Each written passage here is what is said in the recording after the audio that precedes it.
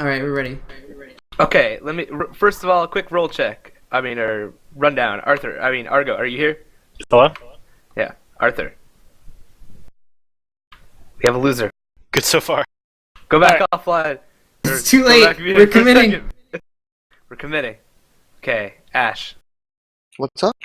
Dog floaties. FaZe. Yo. Satan. Yup. Sigafoo. Yeah. So just about everyone's here. So I guess we can start up. Thanks, ladies and gentlemen, for joining us for the first and possibly only Platinum Highlander Q&A session. I'm Mustard Overlord. I'm gonna be your annoying host type person, and I'm joined by a lovely group of individuals from several of the top Platinum teams. With potentially a couple more on the way. Vhalin and Stabby are running a little late. Vhalin said he'd be here eventually. Stabby, I don't know about, but we're going to get as many people in here as we can to just talk some Highlander. So I guess I'll just run down the people we have, starting with our friends from the first place team, Electric Temptations. We have Argo. That's where you say hi, Argo. Hi, Argo. I'm here. Yeah, Argo, the beloved team leader and not actual player on I'm the ET. king. Exactly. Then FaZe, Hello, friends. sniper from ET, and also their pyro Satan. Hello? Yeah, there we go. So let's see. From PsyOps, we have one representative joining us, the lovely young spy Dog Floaties. About that, you. Then from Murder Force 9000, also known as Stabby's team, we have engineer extraordinaire Sigafoo. Howdy, howdy.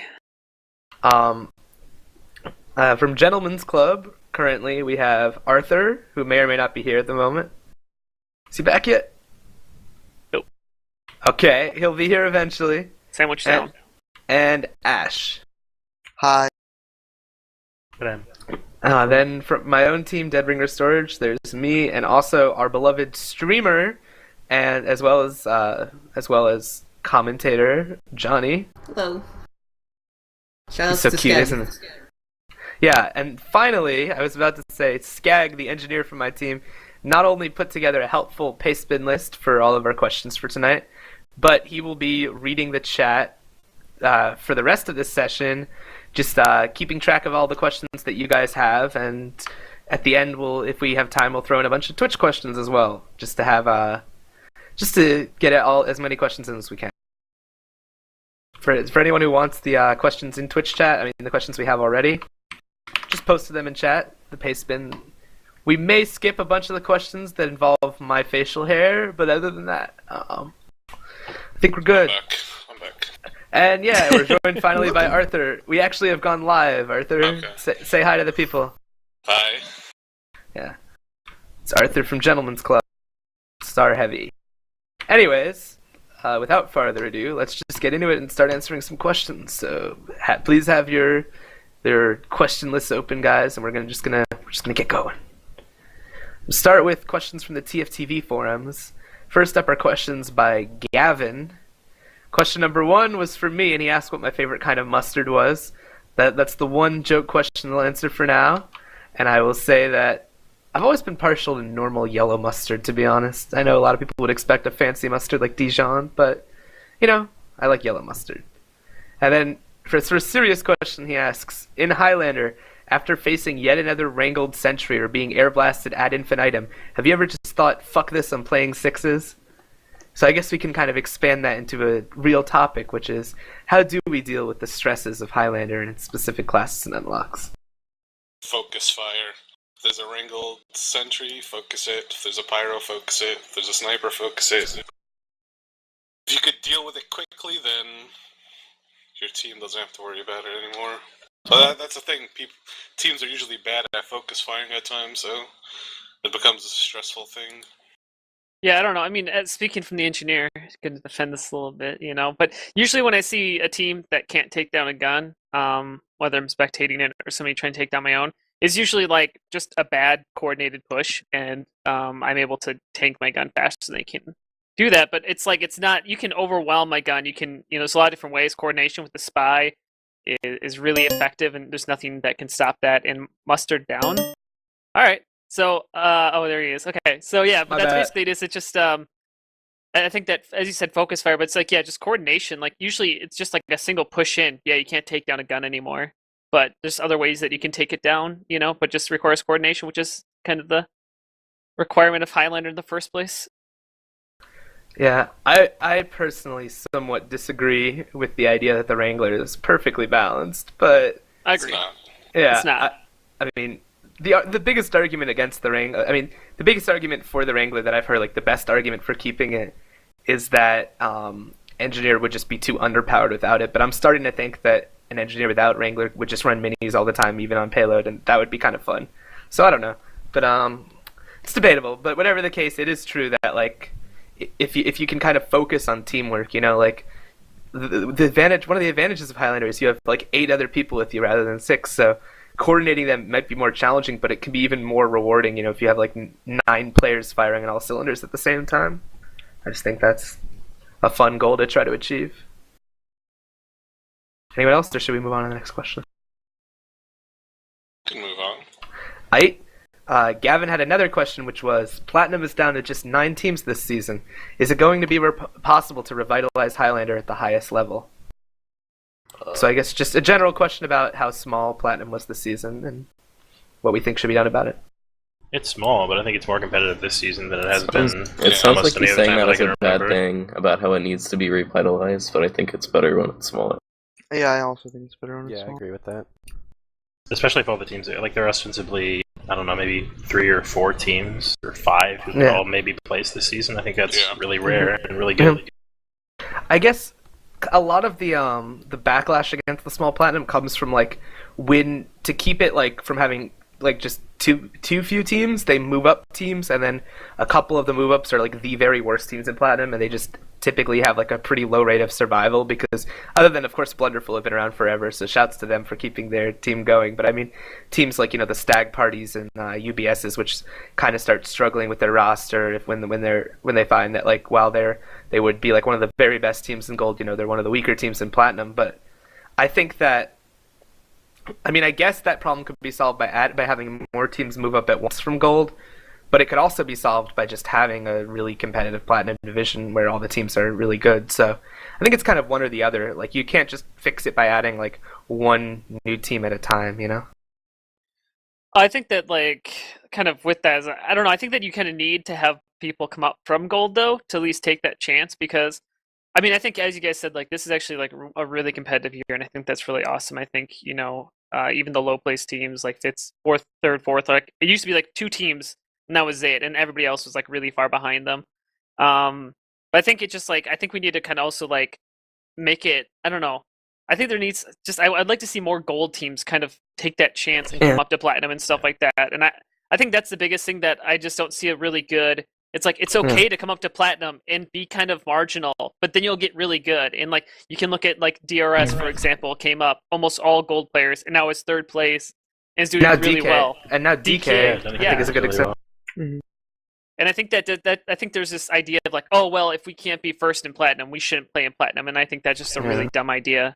I mean, if you have a strong core of players that like playing with one another, then like the worst that's going to happen is they're going to lose like some of the peripheral players that they pick up. But like, if you can keep that core, I mean, I think that's the kind of the unifying factor you see of like every team that moved up that did well is like they have a group of like 3, 4, 5 players in the center of their team who like never really changed. But yeah, I feel like the one, I guess one of the accurate criticisms about such a small Platinum division is that like people can argue that the regular season doesn't matter enough if like you have like an 8-team playoffs with 9 teams, like just about everyone makes it, so it's like, what's the point? But I think if people were up for it, like even a 4-team playoffs could be worth it over time, or more teams than an 8-team playoffs, but or even a 6-team playoffs. I don't know. There are a lot of possible solutions to that. I don't know what you guys think. Yeah, I mean, yeah, go ahead, Argo. Sorry. Well, one idea I was tossing around a few weeks ago about making the regular season more valuable is making the seeding mean more. And when we had that, we had an admin team leader discussion a few weeks ago, and one of the things we came to agreement on is that we would reuse maps from the regular season and playoffs from now on. Oh, for sure. I was hoping we should talk about that. Yeah. And one thing I was trying to figure out a way to do fairly would be to have the high seed somehow have an influence on which map was played each week, but I don't know if that's even feasible. But giving the high seeds a little bit more of an advantage would be good. I mean, it'd also be possible to have a 6-team playoffs with like the top 2 teams having a bye first week. That'd be viable, and then you could that could be an advantage just for at least finishing that high. But yeah, no. Since we moved on to that, I don't know if it was a specific question, but I feel like one topic we should address for the viewers is the map list, because it's pretty controversial. And I just want to say that I really do feel like it's not a good idea to play different maps in the playoffs as the regular season, especially when you hoard like some of the better maps like Viaduct, Badwater, Gully Wash, some of the staple maps of Highlander. Anyone want to add to that? Or? Yeah, well, I've kind of been outspoken about this, at least on my stream and stuff like that, is that I think that they should have the core maps, especially really early on in the season, if not kind of, just to kind of, I think like having maps like Lakeside and then Gravel Pit one after another for new teams is just ridiculous in my opinion. Because Lakeside's a good map, but it does require team coordination. You can't just like pushing out together is required. It's such a big open map. And then Gravel Pit is like the definition of a team map, basically, like having to rotate properly between points, and it can be kind of confusing. And I just wonder like how many steel, high level to low level teams got affected because they're a brand new team and they're playing like these really difficult maps that require a lot of teamwork out the gate. And if we just had staple maps every year that kind of opened up the season to let your team get a chemistry before we get to the more complex maps. Mm-hmm. Yeah, in general, and yeah, I mean, you're also looking at the fact that like the teams that don't even make playoffs don't get to play some of those like incredibly good maps, especially in like the lower divisions where the teams need to be like learning those staple maps. They don't get to play them if they finish in like the bottom like 75% of the division. Playing Borneo instead of Badwater is kind of a yeah. So anyway, I think it's a good time to move on to a question by Triplemint, which is, what is the most productive way to practice other than scrimming? So I thought I'd divide this question up by classes and ask people how they practice their specific class outside of the team environment, or if they think it's possible. I'll start with Ash on Soldier. How do you like to practice? MG. There you have it. MG makes you a great soldier. Quick Live. And Quick Live, of course. Of course. So how about the Pyros? Because that's the class that I always see people playing their main on in pubs, Satan and Johnny. At least I pub. Yeah, I pub a lot too. I also play 4s and 6s as Pyro, in UGC at least, not in SIVO or ESEA. What's your opinion of Forest Satan as a mode? Because I don't know anything about it. Forest is pretty interesting. You play really tight knit because you only have 4 people. And what ends up happening is you constantly are changing your classes out to counter whatever the other team's running. Mm-hmm. It seemed interesting to me. One time I changed my name to professional 5v4 player and randomly joined a team during a UGC 4v4 match, but that's the extent of my experience in the mode. Sure could be fun. Yeah. Here's the question for both Pyros. How do you practice your timing with like spy checking and the stuff that's a little bit more game sense oriented?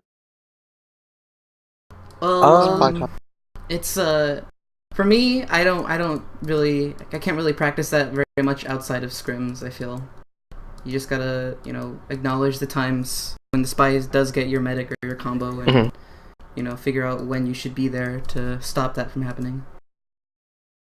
I mean, you kind of need pretty good spies for that, right? Scrims, and sometimes I'll go over demos and things, and I'll be able to see, when the spy was up, or where he was going, or what spots he was standing in. Listening for calls a lot. Spy was last seen on left side, right side, whatever. And after someone makes a call, like, spy on right side, I immediately look at, like, the ammo packs that are sitting on the right side, and if they disappear, I know exactly where he is. Yeah. So I guess that's a pretty satisfactory answer for Pyros. I guess I'll go next as Demo Man, if we're going in class order, because I don't have any scouts here, unfortunately. I would say that as Demo, that's probably one of the classes where it's hardest to practice outside of scrims.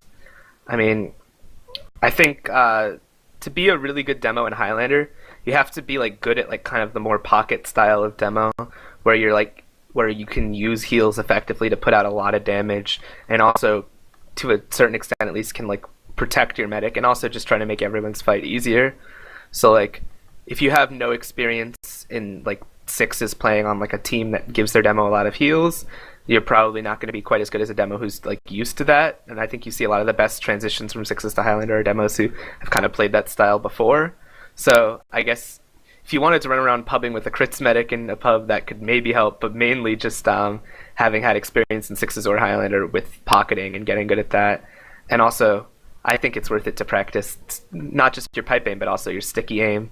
A lot of people like to laugh and say, "Oh, stickies lull easy," but I think you can see a huge difference between demos who can aim stickies, like a Banny type, and then demos who can't, and who are just more like good with pipes, but not at like that level of sticky aim. So don't be afraid to break out the stickies in DM and MG, whatever. Fuck the other guy, you know. You got to practice. Screw stickies in GM and MG. Deal with it. Deal with it. Anyways, I think MG, in terms of MG, playing versus scouts is really helpful as demo. In sixes and Highlander, I would really recommend that matchup and practicing that. But about heavy, Arthur, how do you like to practice heavy? Well, I don't really do as much of the practice that I did when I first started, but I did a bunch of TF2 centers and pugs pretty much just to build up a lot of game sense. And I mean, no matter what team you're on, like, we play the same maps and you expect the same things to happen most of the times, and it's just building up that catalog in your head and just going through it every time you play and just dealing with all the things that you're used to, and not, like, if you make a mistake, just keep that in mind the next time you play and every time you play, and don't repeat it pretty much. What about our resident NG mains, Sigafoo and Argo? Yeah, basically, like for sentry positions and stuff like that, I think that, one thing I like to say is just like I like to watch other engineers, and I have my own positions and I have my own stuff, but I like to see what other engineers do with their positions, and then especially if my team's like complaining about it or I find it to be annoying, then I'm like, why was that annoying? And like, see, should I copy this position, or should like why was it that way? And kind of start to play with these ideas, and that'll allow you to get more creative with your sentry positions once you understand like why something's effective. And then I think DM is important as an engineer, because you basically have no advantage in any 1v1 really that you're going to come up against a scout, soldier, pretty much any class. You have to have better DM than they do to win that fight. So Or just like mini. or mini. Well, yeah, but that doesn't really help you out when you're going up against a soldier who knows what he's doing. But yeah, anyways, and so yeah, so MGE DM servers. I like MGE for practicing like the basics, and then DM for putting it when there's a little bit more chaos, because I find that and then pubs. I like pubs because they put you in weird circumstances, like because I used to get like shaky when I'd like go for the medic, because I'm like, oh my god, I'm gonna get that medic pick, and there's like so much pressure in that moment, and I'd fucking miss every shot. So going into like pubs and putting myself in like weird situations, and then for keeping up your gun and practice like wrangling it and tanking it. That's just, I think you can get that from pubs, but a lot of that's just learning your timing and just like doing it. And then the other thing is demo reviews, and then just, well, you don't have to do demo reviews. Just think about when you died, why you died. Like question that self every death you have, and go like, okay, why did I die? That's And good then- for a lot of classes, I should Oh yeah, add. yeah. Valuing your life. Especially heavy. Yeah. I think one thing I've tried to do a lot in scrims to make my scrim practice more productive is just like never let myself have a bad game. Like, don't say like, okay, it's okay if I don't do well again in this game because their team's focusing me a lot, or oh, because my team's not playing well, or oh, because I'm just off today. Like, you can't let yourself off the hook. I mean, you don't want to like tell yourself you're the worst and like lose. Like you have to have confidence in your abilities and think you're a good player, but you also have to think, because I'm a good player, every game I'm gonna do well, and if I don't, I can't be okay with that. I got to do well every game. I had to reach that level. And I think that especially in matches, but even in scrims, I think that helps. And just one last thing, just to that point, is like one thing I see a lot of engineers do is they like to blame their team for their own mistakes. I see a lot of teams like to blame the engineer, but the engineer likes to blame, oh, my gun went down because my team couldn't protect it, or I was stabbed by the spy because the pyro blah blah blah. No, it's your fault. Like, if you're getting stabbed by the spy, you're not spy checking your back enough. If your gun's going down, you're probably not playing it passively enough. Like, there's times when your team does responsibility and why your buildings are going down, but you have to always think about why your stuff is going down and how you can make it better. Because I see a lot of engineers try to pass the buck, and that's not a good way to think about things. You're not going to get better by like, you have to think about what you could, even if it is your team fault, there's still 20% that's your fault, and you got to think about what that 20% is, and then eliminate that. Anyways, so what do you think, Harko? Just on that, touching on that, I do think people should be a lot slower to blame the 8 players around them instead of taking accountability and trying to analyze themselves. I mean, if you feel like somebody's not doing the right thing, you should tell them. That's how things get fixed. But I see a lot of people who playing will just, even if they're not saying it out loud, will say, well, there's nothing I could do there. My team screwed me out of that one. And I think that's just the wrong attitude to play this game. It's so much about the other players on your team. But yeah. I'm bad at NG, but I went from being really bad to just kind of bad by playing a lot of Scout, watching a lot of other NG's demos, like people like Sigafoo, Spamfest, asking a lot of questions, and valuing my life more was really important. I would just W into the other team and die all the time, and thinking, taking a little more care with how I used each of my lives helped a lot. I just want to say that we're joined by some more people who just decided they wanted to Hi, show Remedy. Up. Hey, Remedy. Rim. What's up, niggas? Whoa. Okay, Wow. that's not That's of course. Wow.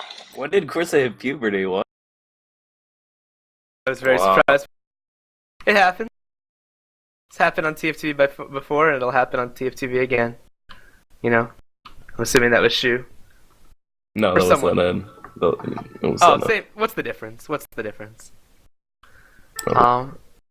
Did you let him in, Dog Floaties? No, I don't even have him added. I'm interested. Everybody Anyway, who knows Doc Floaties gave him it. I don't have on. any of them added. how's it going, wasn't- Remedy? Hey, Mustard. It's going Yeah. great. How's it going with you? I'm good, man. But anyways, yeah, we're joined by Remedy, Soldier for Murder Force 9000. Hey, Remedy. Hey, Ash. Anyways, moving on, because kind of getting tired of that question, and I don't need to hear how snipers practice. They just click things in the head, Mm-hmm. Okay, the actual course is coming in, so he wanted to clear the air. So I don't know if that's the actual Corsa anymore. I don't know I if feel like that'd even be worse. I don't know if I can believe it anymore. I think Corsa just got fucked. He's just not allowed in here. he just messaged me. He's like, in all caps, he's like, "That's not me. Give me the mom." I'll be right back. All right. One thing I do want to add to that question, though, and this is kind of, I think, Argy hit on this a little bit, but just in general, is the other thing I'd like to do when playing against people better than me is I'd also like to just ask them, like, what am I doing wrong? Mhm. Like, if I find myself, like, dying a lot to a scout in MGE, I'll ask them, like, why are you able to hit me so much? And usually they're not just like, oh, my aim's so much better. They'll be like, oh, your movement's really predictable because you're going to the left a lot. And I'll be like, oh, well, then I'll, like, try not to do that. So it's like whenever that happens, or I find myself dying a lot to somebody, just asking them why that is. They'll usually tell you, and then you can fix that. Okay, so yeah, moving on in the questions.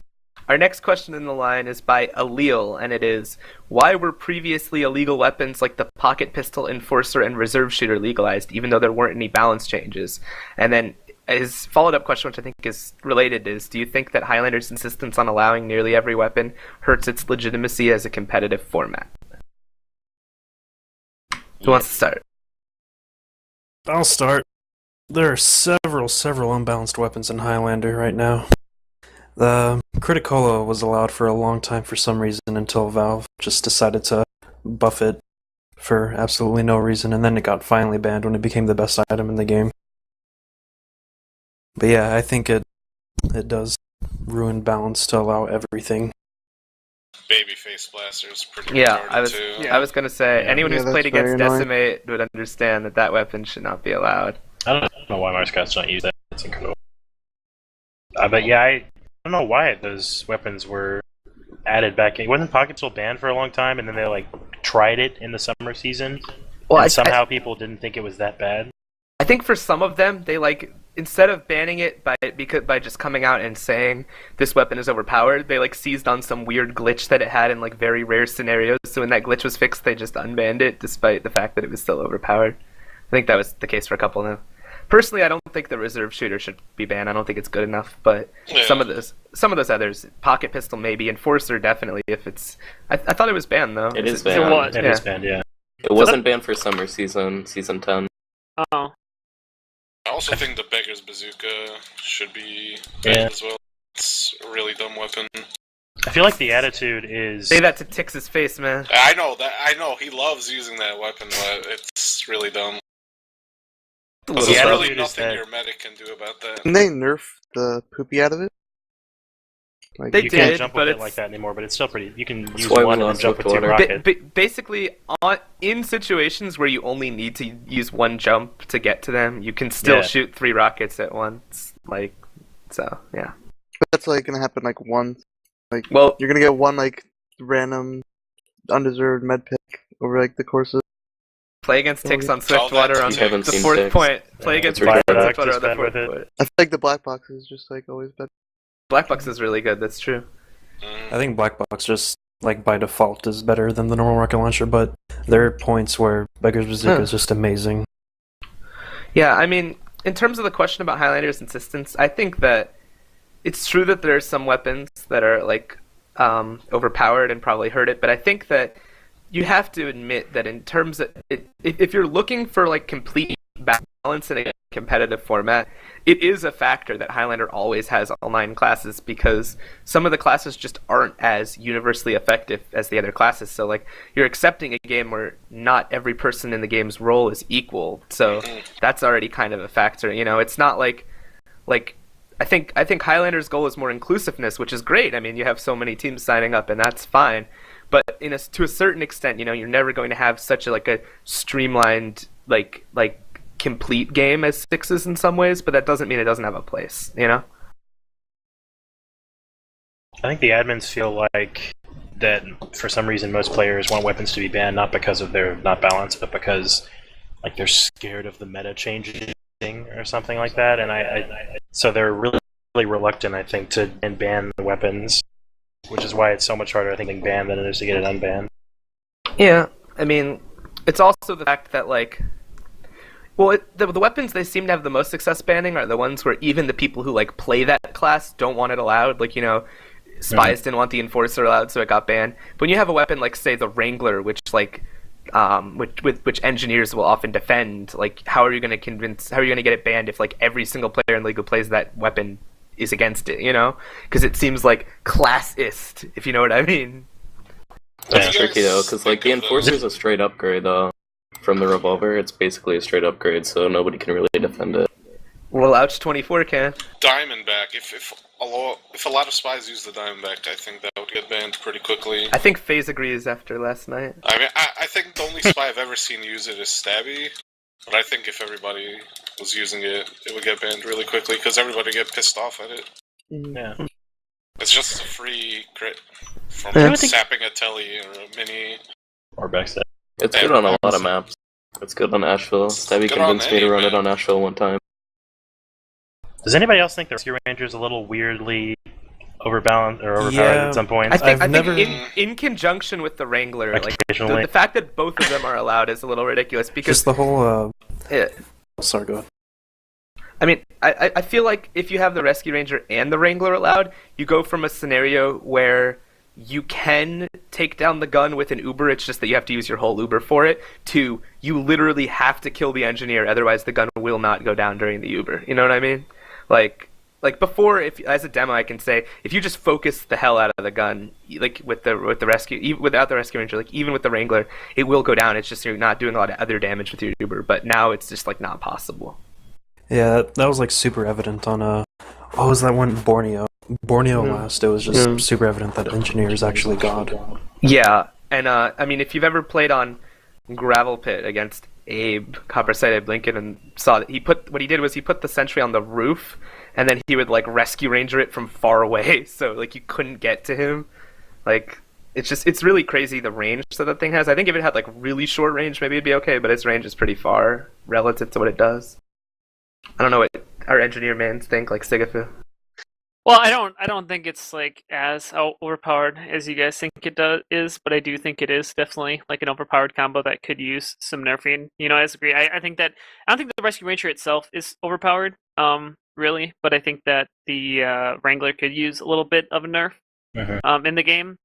Mhm. But it's one of those things where it's like, I actually kind of did. Yeah, I don't know. I guess it's just like I never really struggle. Like whenever I see a team push and try to take out a gun unsuccessfully, it's like very clear like they pushed it. They either like didn't focus down the engineer. Like it's very rare that the engineer is not by the gun and it's not a circumstance, or like they didn't push with the spy, or there's not some like it's kind of just I think it's just kind of an involved meta of the game that you kind of need to deal with. And I guess you could just take it out and like that's just an option too. But I don't know. I don't think it's that bad. I don't think it's as whenever I play, I guess I don't struggle with it. Hell, I took care. My frag video. I took out an engineer doing the exact same thing with 2 shots of my shotgun. Like, I don't think it's like that outlandish to be able to take out the gun. But I understand where it's coming from because I've also like had like an Uber wasted on it multiple times, and I can understand why it'd be frustrating when you're spamming my gun and you don't understand why it's going down. But I can understand both sides of it, but I don't think it's like really, really overpowered that it needs to be like banned right now. Mhm. But I'm an engineer man, so. So moving on to the next question.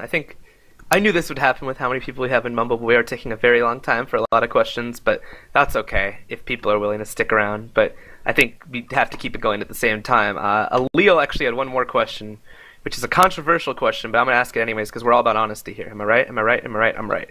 He says, what are your thoughts on the more or less failed UGC crowd-funded prize pool? Sixes manages to raise over $10,000 a year for events from a much smaller user base. Why can't UGC meet a much smaller goal with a much larger user base? Well, like, it wasn't failed. Yeah, Like, they I set don't an think it's fair. expectation, but you're putting a free league against a paid league. Like, it's Yeah. not going to be the same. Well, I don't think they're talking about a paid league. I think they're talking about the I-46 and stuff fundraisers. Well, where That's they like got the that- biggest. That's That's a a huge lot land. bigger That than had UGC. donators that were rich. And people Just like getting the people to Highlander pay one. for you to travel to Europe and play there is a bit different than saying, "Hey, can you pay for us if we win this Highlander?" The Insomnia land is like enormous too. It's not just TF2. So.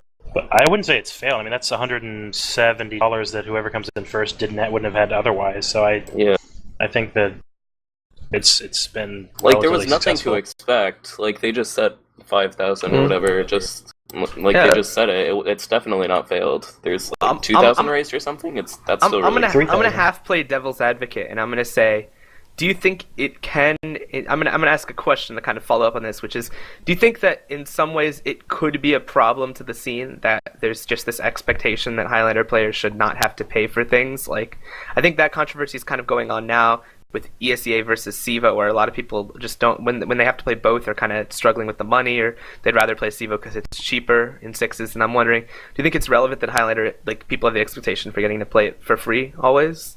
Do you think that that's relevant? I think so. I think that I don't know. I think if you had a paid league, like, let me just ask, I guess, around the room, like, would you guys, if Platinum had a pay fee entry fee to play in Platinum, and it went to the prize pool, would you guys play in that? I would not pay to play UGC, to be honest. If I were doing pay to play, I'd want it to be as competitive possible with good weapon bans and all that stuff. But Good let's map say list. you actually had like a responsive admin, like who actually took care of. I mean, like that's kind of the idea, though. Is like people. I don't know. I think if we had I think that UGC admins, like, it kind of grew, and I understand like their weapon ban choices and stuff like that. Like, I agree with, like, if they changed some stuff on the top end. But I think that if you had like a real prize pool and people actually paid to enter, I think that people would do it. Like, I don't know. Maybe that's just me. I don't think people would pay to play in UGC Highlander. There are a lot of people in Platinum who their main focus is sixes, and they might enjoy playing Highlander, and they might play it for their friends or whatever, but their main focus is still going to be sixes because that's where they've always played, that's what they're the best at, that's what they've really put a lot of effort into improving on. And so if they're paying for sixes, they're probably not going to want to pay for another thing that isn't their main focus. Mm-hmm. I mean, think if it was worthwhile, they would. I mean, I was also thinking about the prize pool, and I was thinking that, in my opinion, the bars for like when you can start getting like mentoring from plat players were a little high. Yeah. Like, I think you had to hit $50 to donate, and I think everyone who was donating that much, like not a single of them, one of those people actually wanted mentoring. Like no one did it for the mentoring. It was only like people who donated a huge amount of money just to be like represented in the league. Like I know Turbo Cop gave a lot, and he was like really proud of supporting the league. I'm not criticizing him. Like it was a very nice thing to do, but I mean, I feel like for the average Joe who's like, I don't really care about sentimentality, but I would give like $10 just to get mentoring by a plat player, like one-on-one. Like I don't think that the incentive was really right for that, I would say. But anyways, I think that's a satisfactory answer to the question. I'm going to move on to a question by Pride_Edge, which was, how do you not get bored of TF2? So I think you meant that kind of as a joke, but I'm just wondering, do you guys have thoughts? Like, has anyone here suffered from maybe apathy towards this game? Oh yeah. I have no life, so I have nothing else to do. Playing with friends and just having fun. 100%. Playing with people that you like playing with. I think also, like, being able to improve and get better, like, towards being the best at your class or something is a good goal. It kind of keeps you from not getting bored. We've been joined by Vhalin from Gentleman's Club. Hey, engineer, Vhalin. team leader. Hey guys. Yeah, so he'll be here for the rest of the Q&A. We're not super far in. There's a hell of a lot of questions. We're slow at answering them. Okay. I think that question's pretty self-explanatory. Like everyone has to find their own reason. We can't really rely on other people.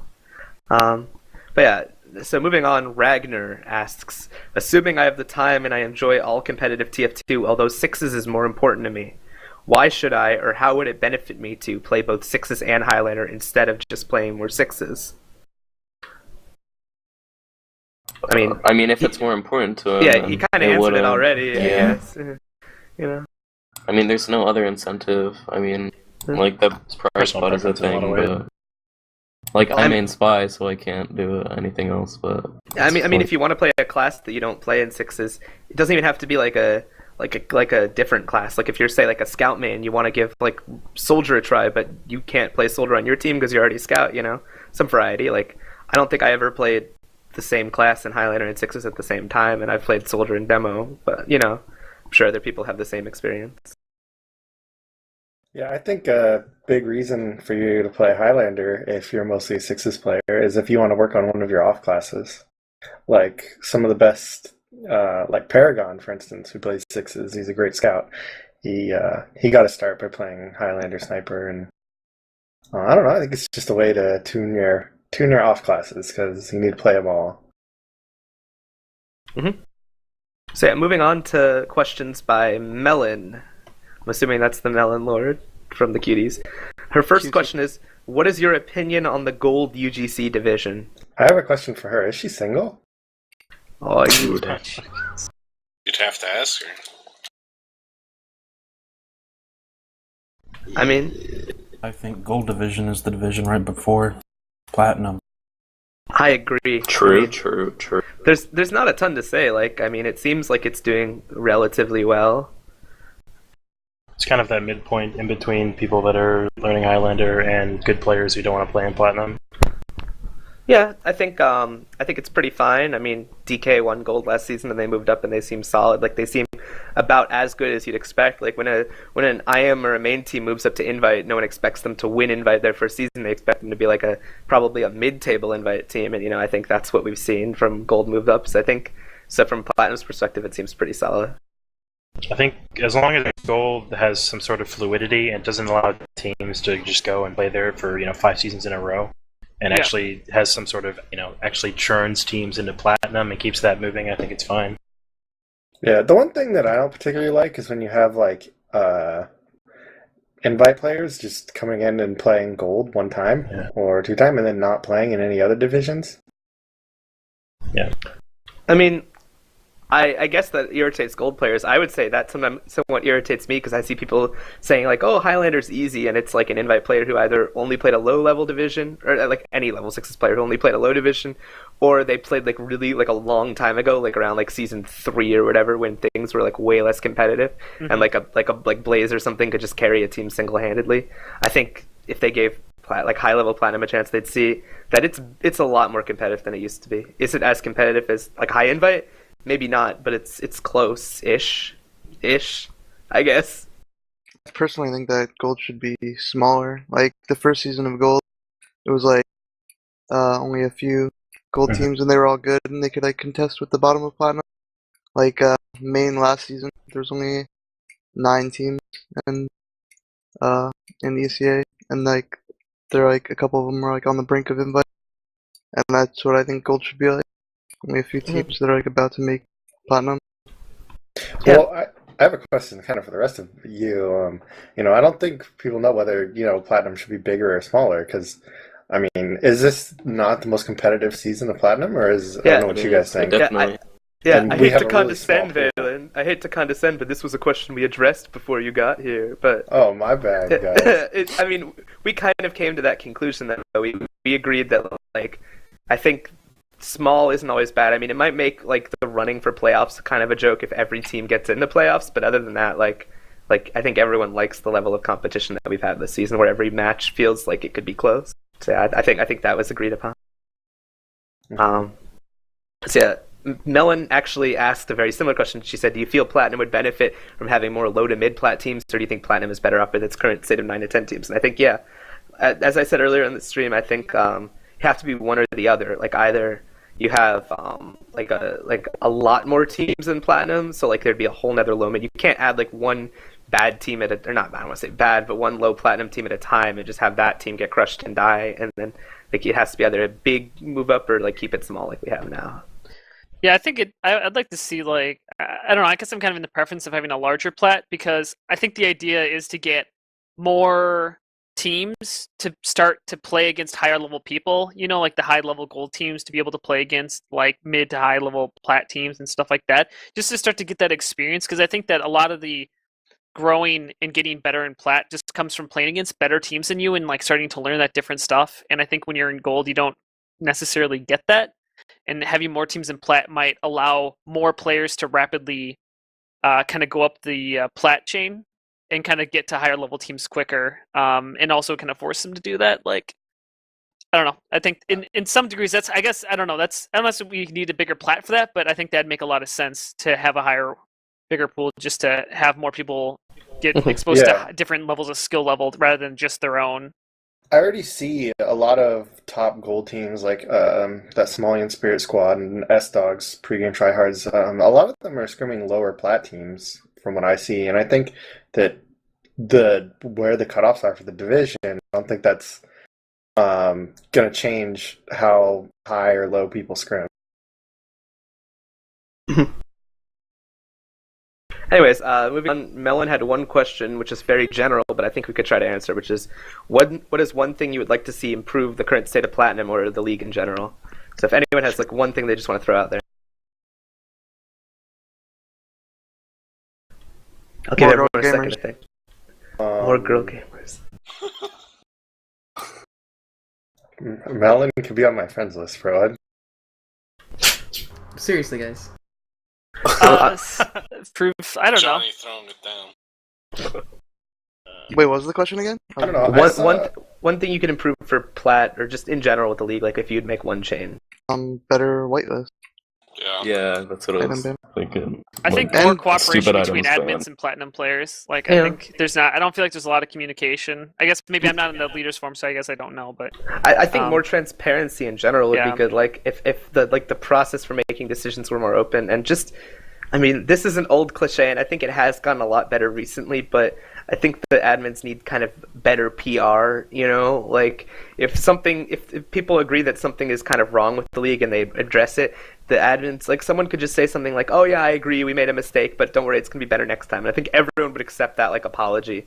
But if the people complain about the league and the response is, "Oh, like you weren't here when it started, you don't know what we've had to do, and also you're being an armchair admin, and also like this is actually a good decision, even though we're changing it next season, I'm still gonna retroactively defend it," like it's just a little redonkulous. Like, just have respect for the people in your league when they criticize it. You're kind of serving them, even if it's free. Yeah, but I think the respect should go both ways. I think that on average, we should definitely be showing a little bit more respect, because I think the way it is right now, like, let's say if someone wants like a change, what happens? We just shit up the forums and it becomes like a cesspool of fucking garbage. But like, that's not how you're going to get like, I don't think that's how you're going to get change. I don't think it's a really respectable way. But I think, if things were more transparent, like you talked about, Master Overlord, I think that, the more respect would go both ways. I mean, I do want to give a shout to Snowblind Frog, because I think he's done a very good job since he kind of got in control. I mean, at the very least, he's felt like he's had to, that it'd be a good idea to reach out to players and say, do you agree or disagree with this decision? I definitely think he's looked for feedback a lot. Good job. Yeah, you're lagging a little bit. Snowblind is awesome. So yeah, moving on, next question. Vile, PT, whatever, same guy, asks, as some of the best Highlander players, are you happy with how the format is doing? Does it feel more random than you would like it to be? Do you think you are pushing the limits of team coordination? Or does Highlander still feel like a clusterfuck even at high levels? Still feels like a clusterfuck at high. Yeah. I think Easily. it's gotten a lot better. I've played for way too many seasons, and it used to be just... Like, it used to be that you could just throw together a team of people who had a bunch of top-level DM, and you could just easily win. Yeah. But now it's not the case as much as it used to be. And there are still moments where it's just like, okay, we're going to push in, and everyone just sort of tries to fight things the best they can. But I think it's a lot more...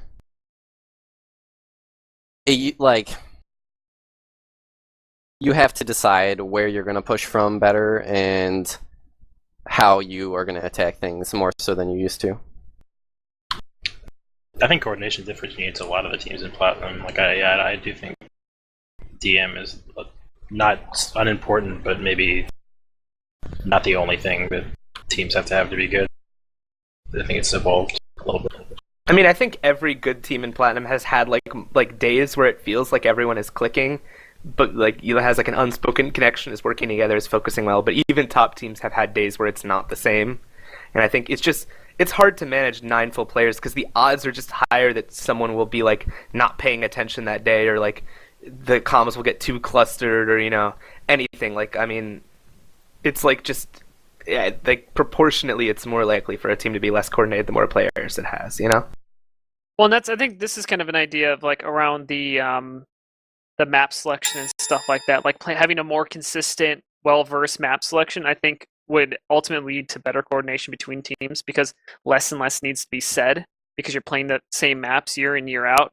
That the coordination will actually like get higher level, because again, like you're having to go over maps less, you can higher level strats and probably less talking and all that different stuff. But I think coordination's getting better, but I still think it's a clusterfuck to much of a degree. I agree with everything you're saying there, Sigafoo. I absolutely do. But I just want to offer the other side of the spectrum, and that is that there's a lot of people in lower divisions that really enjoy the aspect of having a non-static map pool and one that switches up every season.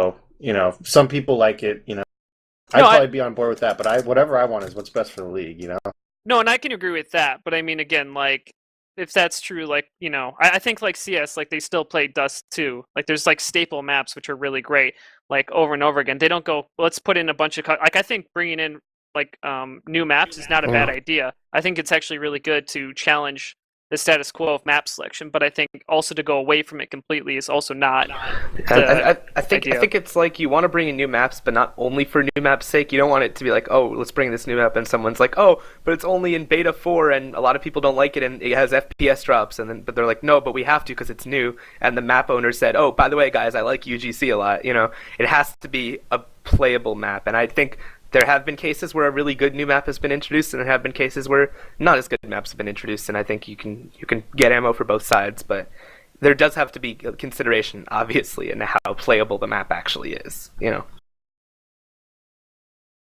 But moving on to the next question, Cold asks, with the popularity of competitive TF2 bleeding into almost every aspect of pub play, what could we do as a community to encourage more people to join in on the fun? I mean, like, how BPM sponsored Lotus Clan a long time ago, and I saw, like... You mean Lotus Clan sponsored BPM? Yeah, that's what I meant. And like on the Lotus Clan pubs, there were announcements that said like watch our UGC Plat Highlander team. They still do that. Yeah, I think they still have that announcement. I don't know if they took it down, but I mean, I don't want to sound pessimistic, but I do think at least some of this is on Valve. yeah. Like, That's true. Yeah. like, and by which I mean there are some things that it's unrealistic for us to expect from Valve. You know, like having like an international TF2 with like $1 million prize pool. But I think it's very realistic to expect them to have like maybe when you enter TF2 to have like a tab just on the main page that shows like competitive news and links to streams. I mean, they do that for like every other game they have. So I think that's very realistic.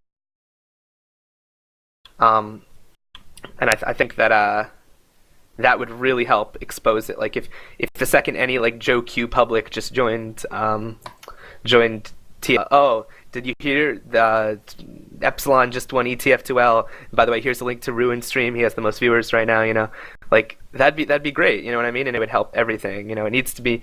It doesn't need. They don't need to even like make it more appealing to people because I think the product is appealing as it is if people know about it. You know what I mean? Mm-hmm. Well, yeah, and I think just to add to that, I think that one thing that would really help us out as well is TF2 support from Valve would be great because Valve that'd be great having it actually in game.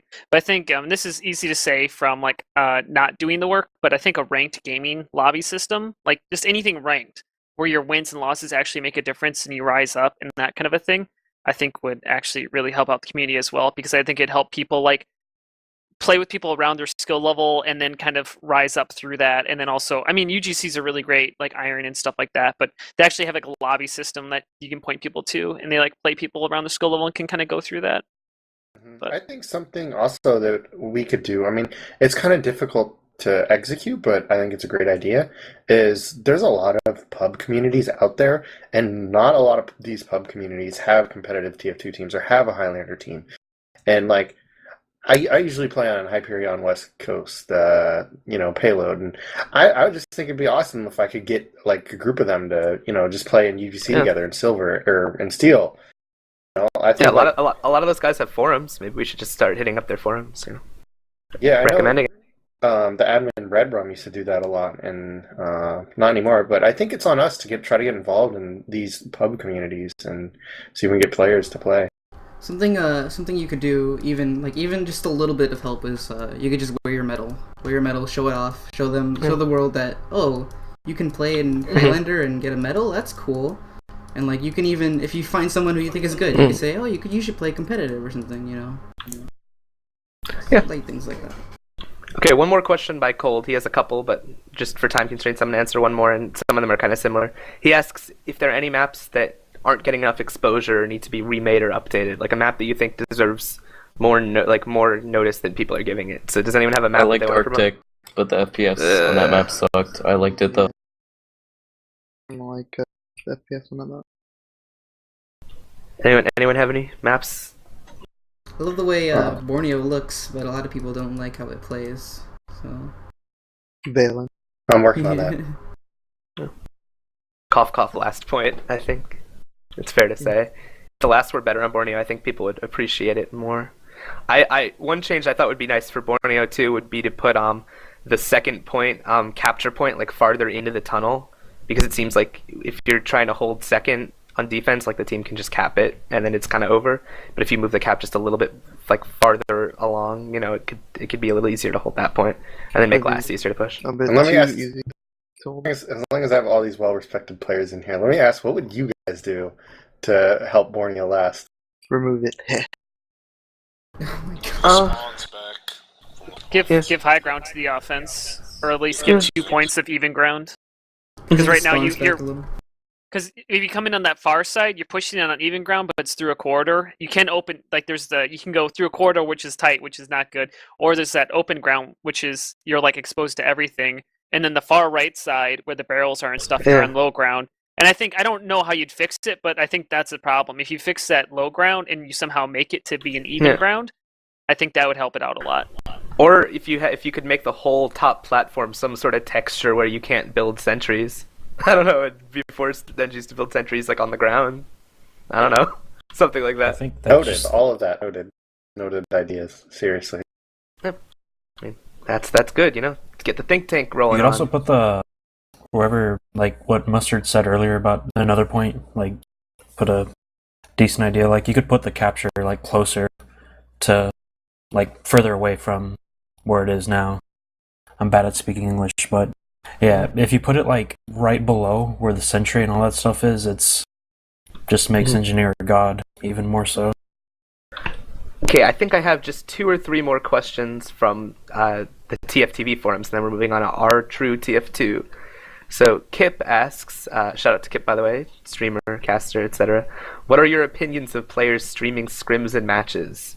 And given that there was some conflict with Gentleman's Club and Ruin about this issue, apparently, I think I should address it to you guys to start.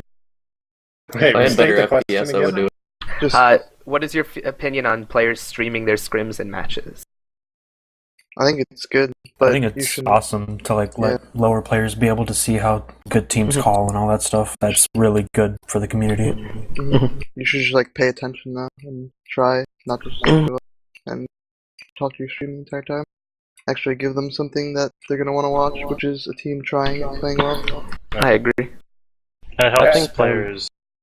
I feel like players liking teams is really important for people following Platinum. Like, the more people are interested in the Platinum, the better the division becomes. And if more teams have people on the team that stream, like we only have, I think, 4 or 4 streams sometimes, but nobody else really does. Yeah. And getting to know teams like Huey Lewis, a lot of people knew Street Hoops because he streams so much. And I think if more people were able to get to know everyone on a team better through streaming, it would make people follow it a little more closely.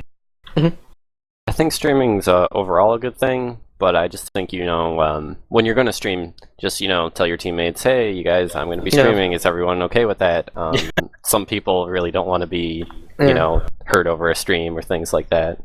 And other than that, I think it's perfectly a good thing. Yeah, I also feel like there are a lot of players in a lot of games, so no need to name names because this is really widespread, where there are a lot of players who are angry about something that happens in the game and want to like tell their team, but instead they like turn to their stream chat and they just say like, guys, I can't believe that my team baited me, or guys, I can't believe that they overextended and died, And sometimes I think that actually hurts the team because they're using like their stream chat as like a shoulder to cry on, but like the stream chat is great, but they're not your team, They're like a window. They get to watch your team. They're a window in, but they're not the people you should be talking to, You should be like telling your team like, hey guys, I don't think we should have died there, And if you're on a good team, they'll respect your opinion and then you'll get better, Yeah, I kind of want to add to what Mustard Overlord said. I think there's like a couple different intentions people have for streaming. And I want to preface this by saying, like, I guess the greatest thing that it has is the ability for, newcomers or lower level players to see and hear the comms that go on for upper level teams. Now, what makes there's also a distinction between, streaming that's good and streaming that's bad. Well, the first thing that you have to realize is that streaming in general doesn't help the team at all. Like, it does not help the team. Like, there's no way your team benefits by you streaming. And then the second thing about a stream is like, so it depends like why you're streaming. If you're streaming so that you can like, help other people out with tips and, how to improve and stuff and, to give some insight on comms, that's great. But then, if you're streaming because you want the popularity, I don't think that the streaming for the popularity is something that really helps teams. I mean, it is true that in a lot of other games where you see people who want to become those like popular icons, they're not going to stream like their official games. They're just going to stream them like having fun in a pub, and that's fine too. I mean, like you can build up a following other ways. I also I'm not particularly fond of people streaming during matches because I think it takes viewership away from places like from casts and like XTV and Team Fortress TV. Yeah, I don't think you should stream if that's going on. I think it's fine to stream if that's not going on during a match because like a scrim, like the other teams could like watch your scrims and then figure out how your team plays. But like in a match, like except for ghosting, and I mean there's such a delay. So I think if that's not going on, it's fine. But I agree that if there is a cast, you should like let them get the viewership. Or even like tell your stream if you were already streaming or something like a scrim, you could say, hey, there's a cast, I'm gonna be in it, you should check it out. And also as a middle ground, if someone is streaming on your team and you're concerned that they're gonna take our strats or something, as a middle ground you can just hide your VODs for the week of until the match is over, then you can unhide them, and really like the chances that someone on the other team is watching your stream is gonna be a bit low. Okay, one more question from TFTV, and then we're going to move on. Reasoner asks, who do you think are the new rising stars in Highlander? So I'm gonna add to that question and say, since we're all on Platinum, we're probably just gonna talk about players in Platinum that we think who are like up and comers who have really impressed us. Dog floaties. Giraffe. Let's see, who's the sniper for DK? Stones. Stones. Stones is really good. Stones is really good. TixZF is really good. Tech. Tix, whatever. Tix is good, yeah. Tixif. Big gay Tech is Pikachu good, man. yeah. I think Tech. I'm gonna shout out Tech on my team and say Pretty he's good. sick. I want to say most of Mustard's overlords. Most of Mustard's team except Mustard. Later.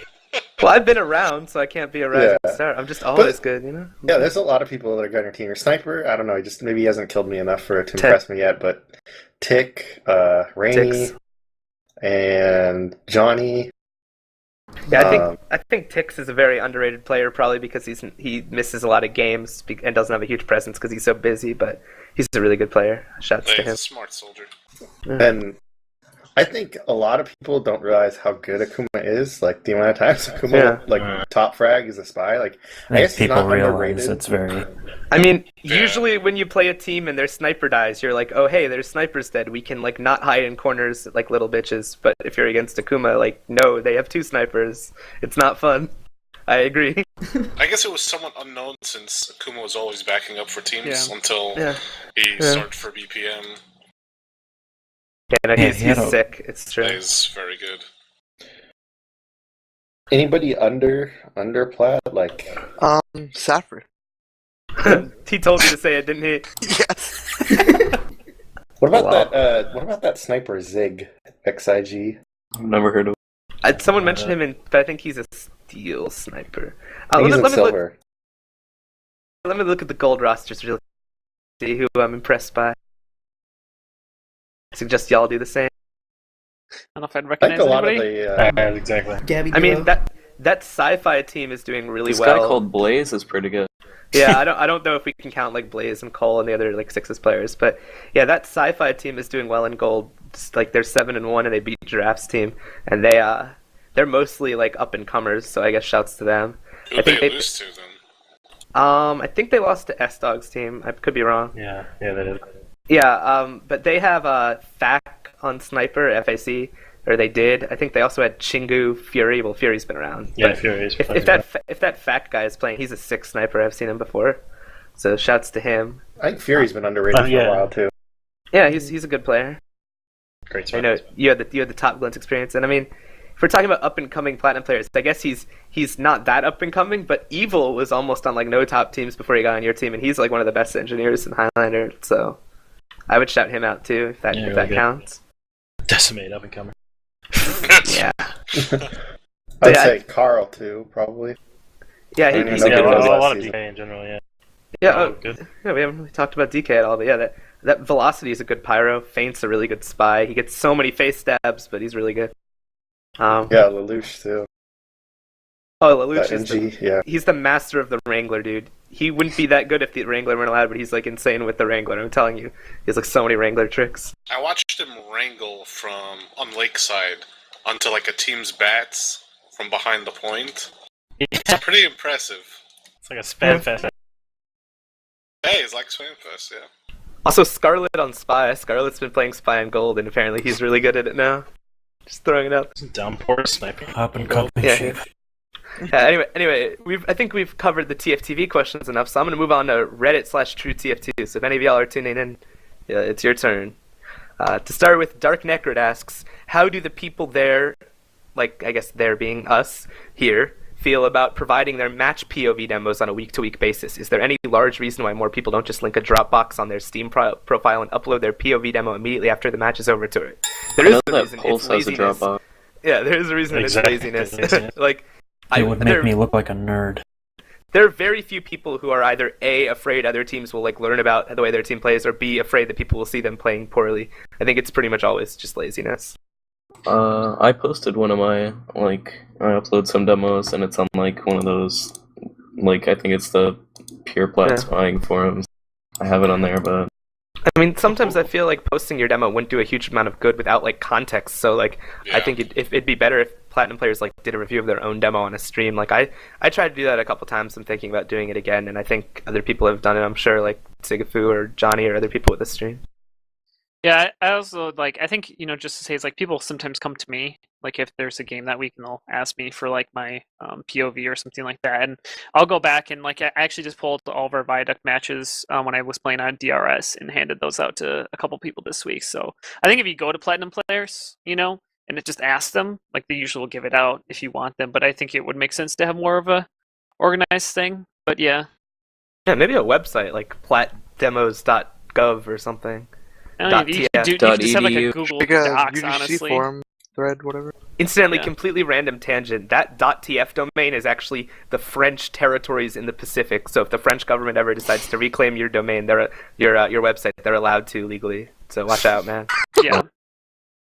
Moving on to the next question on R-True TF2. Craig Mamelton says, as you can see with Murder Force 9000, just having high-level 6s players does not make a perfect Highlander team. As someone who plays a lot of 6s but is only playing Highlander for the first time, what are some fundamental changes in team play, communications, and practice that need to be made? I think one of the biggest things is comms, because in 6s, pretty much anything you can comm really helps, because 6s tends to be really quiet. But in Highlander, it's so chaotic, and you'll have people comm useless things like oh, Pyro took 4, or not exactly quite that little, but you really gotta like leave room aside for other comms. And like for instance, on my team, Ash and Deadbolt, they coordinate stuff together, and they always wait. When they coordinate or when they talk, they always do it at a time when it's quiet. And I think that's something that people need to be aware of more, is like, the space around the comms, and, whether they have room and when it's necessary and prudent and proper to call. Yeah.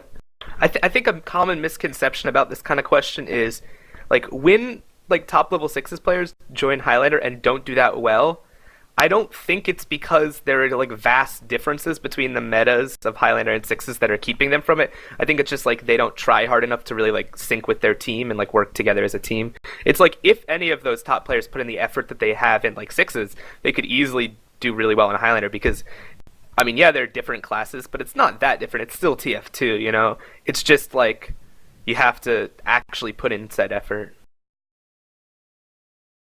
Does anyone disagree with that? No, that sounds accurate. Yeah. So, moving on to the next question. Blue asks, in your opinion, how efficient is the market for platinum level talent? I've seen some players claim that it's perfectly efficient, i.e. that everyone who is in plat belongs there, that everyone who belongs there is already there. Do you agree? So basically, there's obviously some invite players that could easily play in plat that aren't in platinum. Yeah. I mean, yeah, I think that it's pretty good. Like mostly it's good for teams. Like there are a lot of gold teams that are better than even like low plat teams. At least at the top 2 divisions, it's good. In terms of individual players, I'm sure there's overlap, but like you don't need the best players individually to be a good team. Like the best, you just need good players who work together. Yeah, it's true. Gotta be good at playing your role. Mm-hmm. I mean, it's like for some classes like Pyro or like other classes, I'm sure there are gold players who are just as good as like some mid or top plat, like Pyros or other people. But Definitely. Have you guys ever heard that like some people believe that a lot of gold players or silver players are still on plat level, but they're just not on plat teams? Like I don't know, maybe we have to ask like we don't play in gold or silver, but I mean, is this true? Or from what I've seen, it's like a class by class basis. Like medics, I don't think there are a lot of medics outside of plat who are that good, because I don't even think there are enough medics to fill all of plat with really good medics, if I'm being honest. Yeah. But with other classes like sniper, like there are up and coming snipers that are always going to get good, since it's mostly, let's be honest, a matter of just how good you are at hitting your shots. So like there are snipers who just like they start out gold and they get a little bit better over the season, and suddenly they're plat. Like Stones, like a season ago wasn't good enough to be like on a plat team, but then last season he got really, really good because he practiced, and now he's on DK, stuff like that. I think a lot of it too is like people learning together as a team, and like learning like, oh, this doesn't work and that doesn't work, and I mean, I mean, it's kind of hard to tell because some people are just DM stars, and some people just like fit well into their team. Like, look at DK. A lot of those players don't have like top tier DM, but they just mesh really well with each other, you know. And that's a trait that you want to develop, you know, working well with your team. I want to kind of go off on a tangent here. It was asked in the UGC thread. Someone asked about starters, and you know, you're talking about, you know, people meshing together well as a team, and I think that's huge for your success in Highlander. And I think that, you know, if we have any like silver or steel viewers out there, like these steel teams, a lot of them need to stick to their starters all season long, and that's not something that I really see too often. And I don't know, it's like a big differentiator. Yeah, like I think. Go ahead, sir.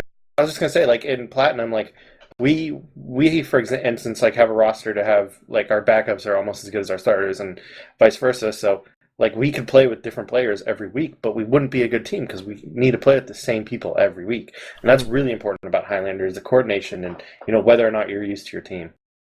Yeah, and I think that a lot of players in lower levels, from what I've seen, have too much of like an adversarial mindset with the rest of their team. Like they're like, I'm like the best player on my team. I'm the second best player on my team. And then what happens is teams will die, and they'll make like they won't mind if their team starts to die if they're like a silver team, because they'll suddenly make a gold looking thread because they're like, oh yeah, I carried that old team. It's like, no, you can't just expect to jump divisions always by like being on teams that fail and then looking for a higher level because you thought you were one of the better players on the teams that failed. Because that, if you have that mindset, you're just always going to be evaluating, like you're going to be judging the other players on your team and saying like, oh, they're not as good as me, I deserve to be on a better team, etc. Like, I mean, once you get to Platinum, there aren't better teams, you know? The best you can do is just try to fit in with your team and work well with them, you know?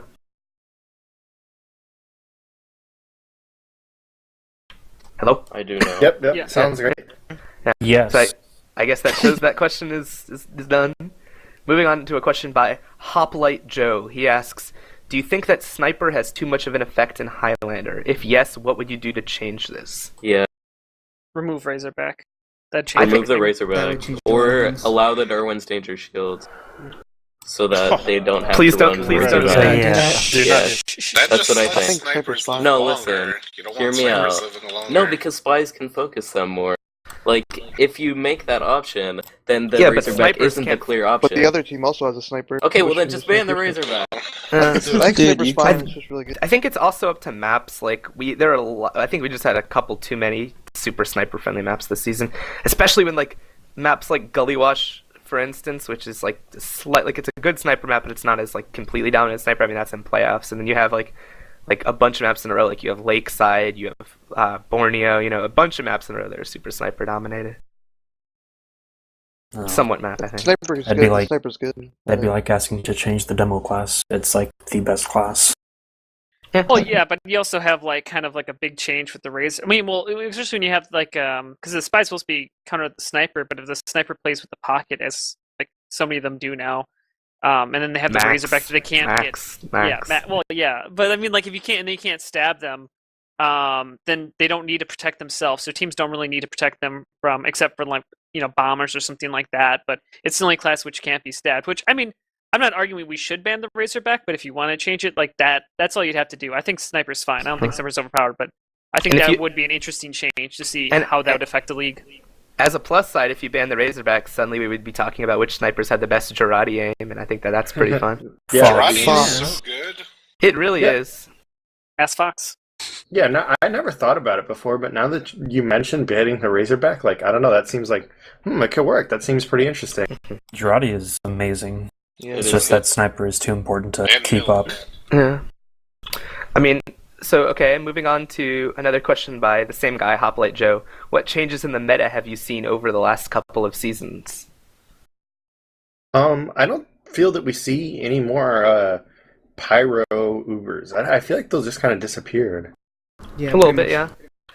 I feel like this is going back timescale wise, like more than just like 1 or 2 seasons, but like if you go back like 4 or 5, 6 seasons ago, I think it used to be that a lot of teams had like a committed pocket heavy and not so much a demo, and I think now most of the top teams have more of a pocket demo. Let's Right. go back to those good old days. I mean, yeah, the last like really good team that I would say was like more of a heavy pocket centric was Season 8 the Syndicate, but that was almost more like out of necessity because Soup is just not the kind of guy who wants to pocket. Like he just wants to do his thing. That's the way Soup is. So I don't know. I think nowadays meta-wise, I think that's a overall beneficial change. Yeah, I think kind of what we were saying before, just to speak of like actual meta changes, like so pocket sniper, I think you would agree that like that's a meta change, that snipers aren't so like by themselves anymore. And then would like the rescue ranger wrangler combo also be considered a meta change as well? A little bit. Yeah, you brought up a good one, Sigafoo, with the Razorback and Pocket Sniper. Pocket. I don't know if you brought up Razorback or Pocket Sniper, but yeah, I remember in Season 9, Max and Guinea Force, they kind of were the first people to do Pocket Sniper with Razorback. Before it was pretty much just, hey, everybody run Girardi, like that was the standard. But then Max got pocketed and ran the Razorback, and it worked really well for his team. Yeah.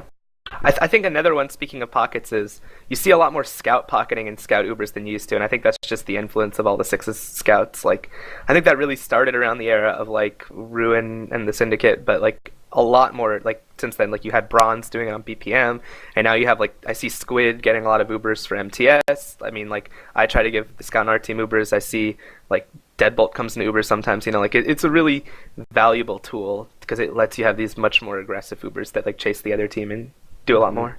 Yeah, I think as a whole, I think we should be seeing more Pyro Scout Ubers because like demos put out good damage, but like Pyros can really single out a target for a scout to just finish off with that aim assist. It works for both players getting Uber. Yeah, and when the Criticola was allowed, dude, Criticola Scout Ubers were ridiculous. Squid loved doing those. Yes, he did. So yeah, moving on to the next question. Leopold TF2 says, who is the most irreplaceable player on your team? Probably our soldier on Gentleman's Club, right? Ash. I think we should go from the top, starting with Argo's team. Argo, who's the most irreplaceable player on your team? Doesn't me. I think 38. Yeah, 38. Demos are so hard to come by, like really good demos. Yeah. I think especially I would agree with that. Highlander. I would agree with that. I think ET is a different answer than a lot of teams because they don't have to say this guy because he main calls for us because they kind of like they don't. I mean, I guess it'd be 4-4 and maybe kill them all, but you guys don't really have like a dominant main caller as much as some of the other teams. So I'd say Cousin for us. Yeah. Dog floaties. Who's the heart and soul of your team? Either Milo. I don't know. Cygnus kind of leads it. There were like the scrims that we don't have Cygnus. Like pretty much don't happen. I mean, like I guess in like team like coordinating outside of the game, it's probably Cygnus, but I guess in game maybe Milo. I don't know. I'd give a shot. Really I'd give a shot to Sharpshot. I think he's a very solid player. He's good too. Yeah. He's really good at helping other people out with their jobs. He doesn't have to get like 1 million kills as heavy. Yeah. Mustard is our irreplaceable player. Like when he's gone and we do a scrim anyway, it's like. It's really quiet, and but when I'm gone, I don't know what's do going scrims on as much. Because we've done a couple. Yeah, exactly. Yeah, I mean, for the couple that we've done, it's just a completely Everybody else different gets world. a chance to think when Mustard's not there. Yeah. But the problem is the people on my team can't think. They're just like dumb. Exactly. So without me, they just don't think, and so we lose. Isn't I'm he a kidding. great leader? Yeah, You're dog. not kidding. I'm half kidding. Anyways. But Remedy. Yeah, your Hello? team. Murder Force. Probably. Banny. No. Oh god, I would love to have Banny, but right now, Sigafoo and Ruin by far, I'd say they care the most. I'd also put Stabby in there as well. Like Stabby's been like really good. At Stabby's he's a very entertaining team captain. I'll give him that. Yeah, well, he's been doing. We got the team together this far, so yeah. But it's been. I say Rune coming in. Definitely helped out the team a lot. This guy Leopold TF2 has a really good follow-up question. It's just, who is a key player on your team that most people wouldn't notice from the outside looking in? Like who's someone on your team who's underrated? Who has a bigger impact than people realize? Remedy. Ash and Arthur, I think, because Arthur cares a lot, and Ash, like, I don't know. Man, wait, what was Ash the question? What am I? People on your team who, like, from the outside looking in, a lot of other people don't seem to realize how important they are for the team, but they do a lot. Definitely not Ash. No, dude, when Ash joins mobile, it's just like, full finally, Ash is here. Yeah. We can make jokes and laugh. Loosen everybody up. What about for ET? Who's your underrated workhorse player? Probably Evil. He also I feel be that. really coordinated. He's good about calling Decimate and Ricky, come here with me and let's do this together. He's really important. Yeah, I can see that. What about Psyops, Johnny? I mean, Dogfoot. He's wrong too. I mean, I don't know. Maybe Corsa. He's really good. He was named worst sniper in Plow by TMP, but he's pretty incredible. For my team, I would definitely say Tix. It has to be Tix. Like, his damage output is just so high for a soldier, and it's so comforting when you have a soldier who can like just put out that much damage on the flank, and he's like keeping their team at bay, and he's really creative with his unlocks. I think Tix is really annoying to play against, especially on payload. Yeah, payload on payload Tix dominates. Like that's on King of the Hill and 5CP, you might as well be AFK, but on payload, it's like, god damn it. I could understand that criticism. He's been working on it. I think you'll see him do more and more. But on payload, Tix is really, really powerful. Also sometimes on a lot of those same formats, sneaky with his like roaming heavy. I mean, like it has its disadvantages, but when it works, it really, really works. And it throws teams off meta about like trolling the other team and making them angry. It's a strat. Clown face. Yeah, dude.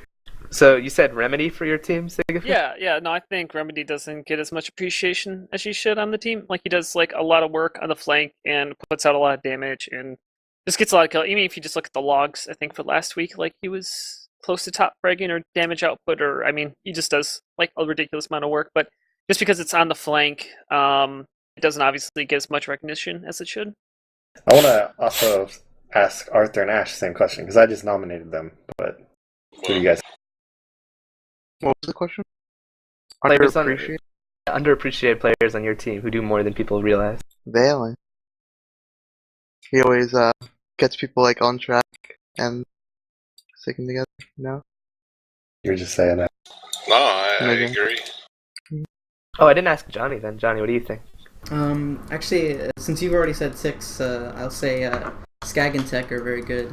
Like, Tech has this really amazing moments. He'll outsnipe the top snipers, and Skag is very solid in every way. Yeah. Skag is really good at not dying on payload. He just doesn't. Can't forget Rainy, Ultimate Teleporter Destroyer, Rainy, and Cozen Destroyer. Well, yeah, Cozen is bad against Rainy. It's pretty funny. So yeah, next question. Leopold TF2 has another question, or two questions I'll combine, which are, what do you want your team to improve on the most, and what are your plans for future seasons? Shout out to bonus points. Oh yeah, I forgot. Bonus is coming back for the summer? Yeah. Well, it's not summer. For the real season. Yeah. It's in the summer. I mean... Yes, it's in the summer. I mean... Like, what do you want your team to work on? ET, I'll start with you guys since you're the top. You're the 8-0. What do you want your team to work on for playoffs? Tell us your secrets. Faison? I don't know. Showing up to scrims? Yeah, pretty much getting 38 in sync with everything. Since he kind of can sometimes make scrims and sometimes he misses them. I'm gonna get on board the please make scrims train. Our team has like 3 to 4 ringers every scrim, but GC, anything you guys really need to work on that you think need to improve upon? Vhalin? Arthur. Ash. Wait, what was the question? Answering things directly. Every time. Oh, I'm reading chat. PJ Salt, open this beat. You know, someone's collecting the chat questions for us, so that you don't have to read it. Well, one thing I would like to, since Grape is our new starting demo, I would like to get in sync with him more after playing a whole season with Ruin. Yeah, I think our team needs to work on, and I'm biased here, but I think our team DRS needs to work on having more players kind of around the combo, because I feel like sometimes it's like me and K-Blair on the combo, and then like 7 players kind of do like going for crazy plays on the flank, and I feel like if we had like on certain maps at least, like if we had a more consistent combo, it would help sometimes. But that's where Johnny shines, when he's just out in fucking Africa and you don't expect him to be there. They're like, who put this fucking pyro with the reserve shooter in Africa? Then fucking shits on your team. If only there was a 300 health class that could do 1,000,000 damage per minute, right, Mustard? Yeah, dude. Nah, dude. I do think on certain maps we should have our heavy pocket or like play with us more, but it's tough, you know. We have to balance our different play styles, and you gotta share them heals, bud. I'm fine with that. Anyways, Murder Force. What do you guys need to work on? Nothing. We're amazing. No, I'm just kidding. Yeah. If we could get our just everyone to care, that'd be cool. Well, I think we got that not now. caring is cool. There's just a handful of players who don't really Yeah. care as much as the others. But I think now that we have like Ruin and stuff, it's right there, Dog floaties. Are you okay? Whoa, what the hell? Are you playing like with your winner? That's not what I was gonna say. He's got a clickable I wiener. forgot where it was. I was like, oh, my mouse makes a funny noise when I click it, and it's. Oh, I'm sorry. Were you clicking it with your wiener though? That's the question. No, I was not. See, like that.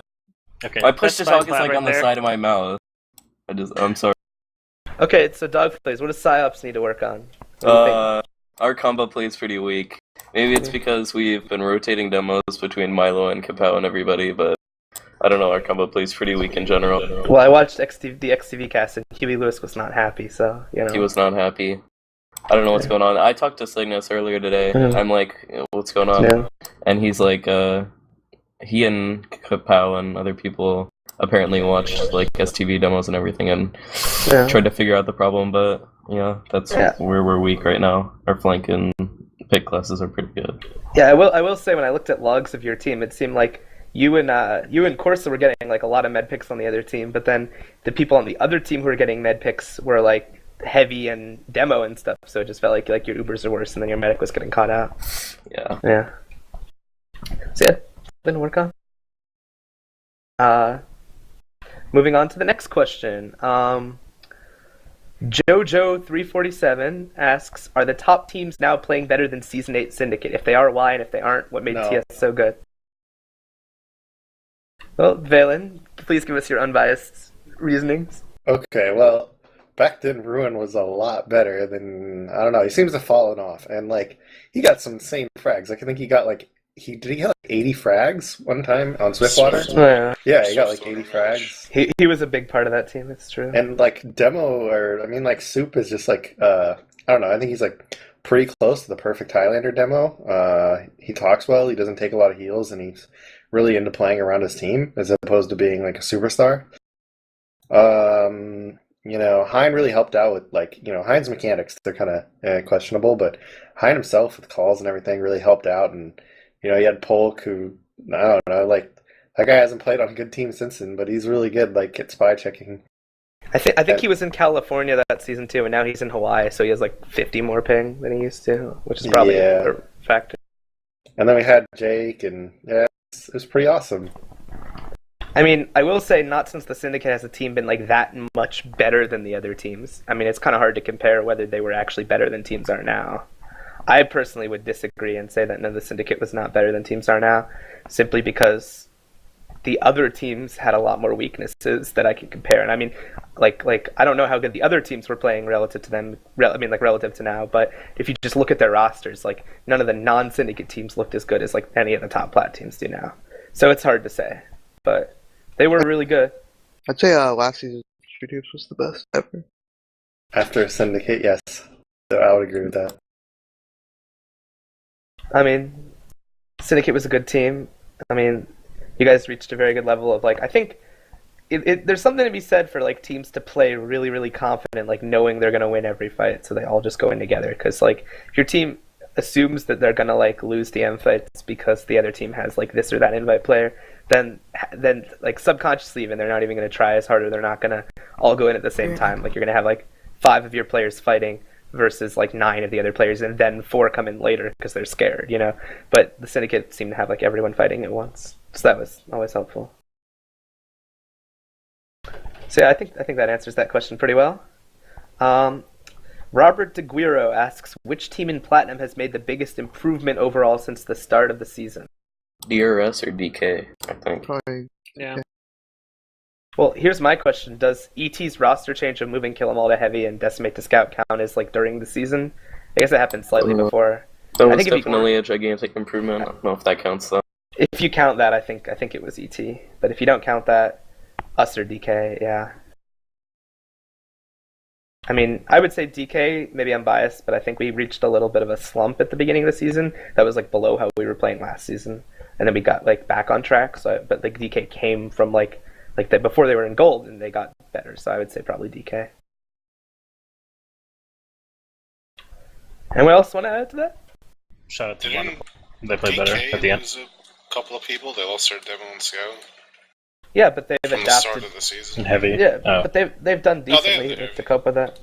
I think. I don't know. It's tough to say. A lot of teams have done better and better. Moving on.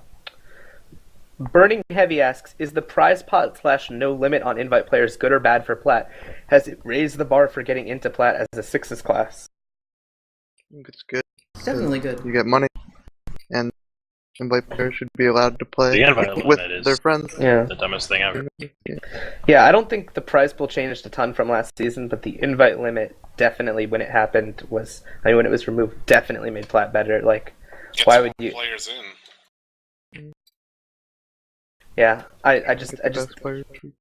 can't even see a counter argument really. Like, it was just a really good idea to fix it, and we did. I get an invite limit being on lower divisions, though. I think that would make more sense. Mm-hmm. Okay, let's see. Dastaba asks, a lot of people in Plat have been playing together for a long time. How does this affect friendships and the competitiveness of Plat? Makes them stronger. You know, there's some like people who don't like other people and things like that, like you would with anything in life. But for the most part, it seems like everybody I meet has been pretty good. You know, pretty good Yeah, people. the only person I hate is Johnny. Yeah. I think most of the people who both hate other people and are unprofessional enough to let their hatred like matter, like shit talking during games or like refusing to scrim other teams or like leaving if they have to play the other person, like saying I'm not gonna play against that guy because I hate him. I think most of those people get weeded out by like the close knit culture eventually. Anyways, like people don't want to play with them because they're so hateful, so they're not around anymore. This type of case. Axiomatic. Anyways, what were you gonna say? Something? But yeah, I just anyways. But yeah, I think just I think that Platinum, it really like you have your own team's dynamics, but I think it's what's really cool is like I have friends or like I know people on like every team I can tap on or talk to or something like that. Like not like best friends or anything like that, but I don't know. I think it's kind of nice that even like when you're, you know, I feel like even when I'm playing against or lose to like, you know, a team, like I'm not like usually like I'm like I always have friends on like the other team that like I'm not angry against or something. Like it's always just good competition, and I kind of like that. There's not really a lot of spitefulness in Platinum. It's a lot of just kind of like community. Okay, Platypus Disapproves asks, what are your thoughts on super teams? I don't think it's that big of a problem right now. Like, one team isn't way better than any other. Yeah. I don't think there has been a true super team since TS. Like I was saying, Vhalin, do you think that could be also related not just to how good TS was, but how good the other teams are? I mean, like your team right now, on paper, looks like a super team, but then if you ignore other teams, then you look at ET and you'd be like, oh, well, that team's a super team too. And then you look at Stabby's team and you're like, oh, that team could be a super team as well, you know? Well, I think if you take elements from all the teams, you'd have a super team, and I think that's what makes a super team. I think if you have, like, well, I don't know, I don't want to get any names, but like, let's say you had, like, you know, the undisputed best on every class playing, like, I don't know, like, let's say you had, like, Baney on Scout, Duwatna on Demo, you know, Kozan on Medic, I don't know, something like that, you know, then I think you start to have a super team. But I think, like, once you have a player that, you know, I just don't think they exist anymore unless you have, like, just so many players where you look at that roster and you go, well, that team's player is better than every other player on every other team. I don't think that has happened recently. I think we've gotten close, but there's always been just a couple things holding teams back. Anyways, next. I just wanted to say, I think in order for the next super team to happen, we need Blaze to play something in Invite or something in Plat. I think if he played Soldier, I don't think he's as dominant as Scout as he was before, but as Soldier, he's like insane. Yeah, like, so if you had like Blaze on Soldier with, the players I mentioned before, Max Sniper, I don't know who else, then yeah, you have a super team. Then for the last Reddit question, Murrow asks, who is the best backup spy in the history of UGC? Akuma. Wild. Pulse? Pulse, yeah. Pulse. Murrow! That's what he was looking for. Yeah. Quake Live. Anyways, so we've actually wrapped up the Reddit questions, and now we're on to the last set of questions before Twitch, which is the UGC forums. So first off is Dr. Alto H. Clef, and he asks, how should a team, we're silver at the moment, pick our comms up to the next level? I answered this before. I wonder if I can elaborate a little bit, or maybe you can translate what I'm saying, Mustard Overlord. But a lot of it is recognizing when the comm is important, and in addition to that, recognizing whether your comm is more important to what other people on the team are going to be saying. So if you're, if you see a spy crossing while you're playing on the flank, is that more important than your medic who's about to comm, I want to go in? Stuff like that. Listening to what people say, actually taking in people's comms. And also actually calming. You have to actually talk. There's some people who don't talk on lower teams. I definitely want to back up the listening thing, because I think every time I've pugged with like lower level players, the biggest difference I've noticed from them, more than DM, more than like positioning, is listening. Like someone will say like, yo, watch out, there's like a spy right behind you, and the guy won't even listen, or he'll be like, let's push in right now, and someone won't go, and then someone else will be like, yo, why didn't you go in? And they'll say like, what? Wait, we were pushing? I think some of it might be like arrogance, like people just don't trust other players on their team. And I understand if you're trying to get way better and you keep watching demos from platinum teams, and then you have to go back to your silver team and have your main caller like call things on your silver team, maybe you're gonna be like, who's this guy? Like, what's he talking about? But like, listen to your team, man. Work together. I think something else you can do to do it is, every team has their dedicated caller, but that doesn't mean that you can't say something that'll help the team out that'll call. Maybe you see this one little tiny opening that, is huge. Like, let's say medic, for instance. Like, what if the medic wasn't building Uber for a long time and you saw him just running around, and it was just you that saw that? Like he was escaping from the flank, and that their medic isn't going to have Uber.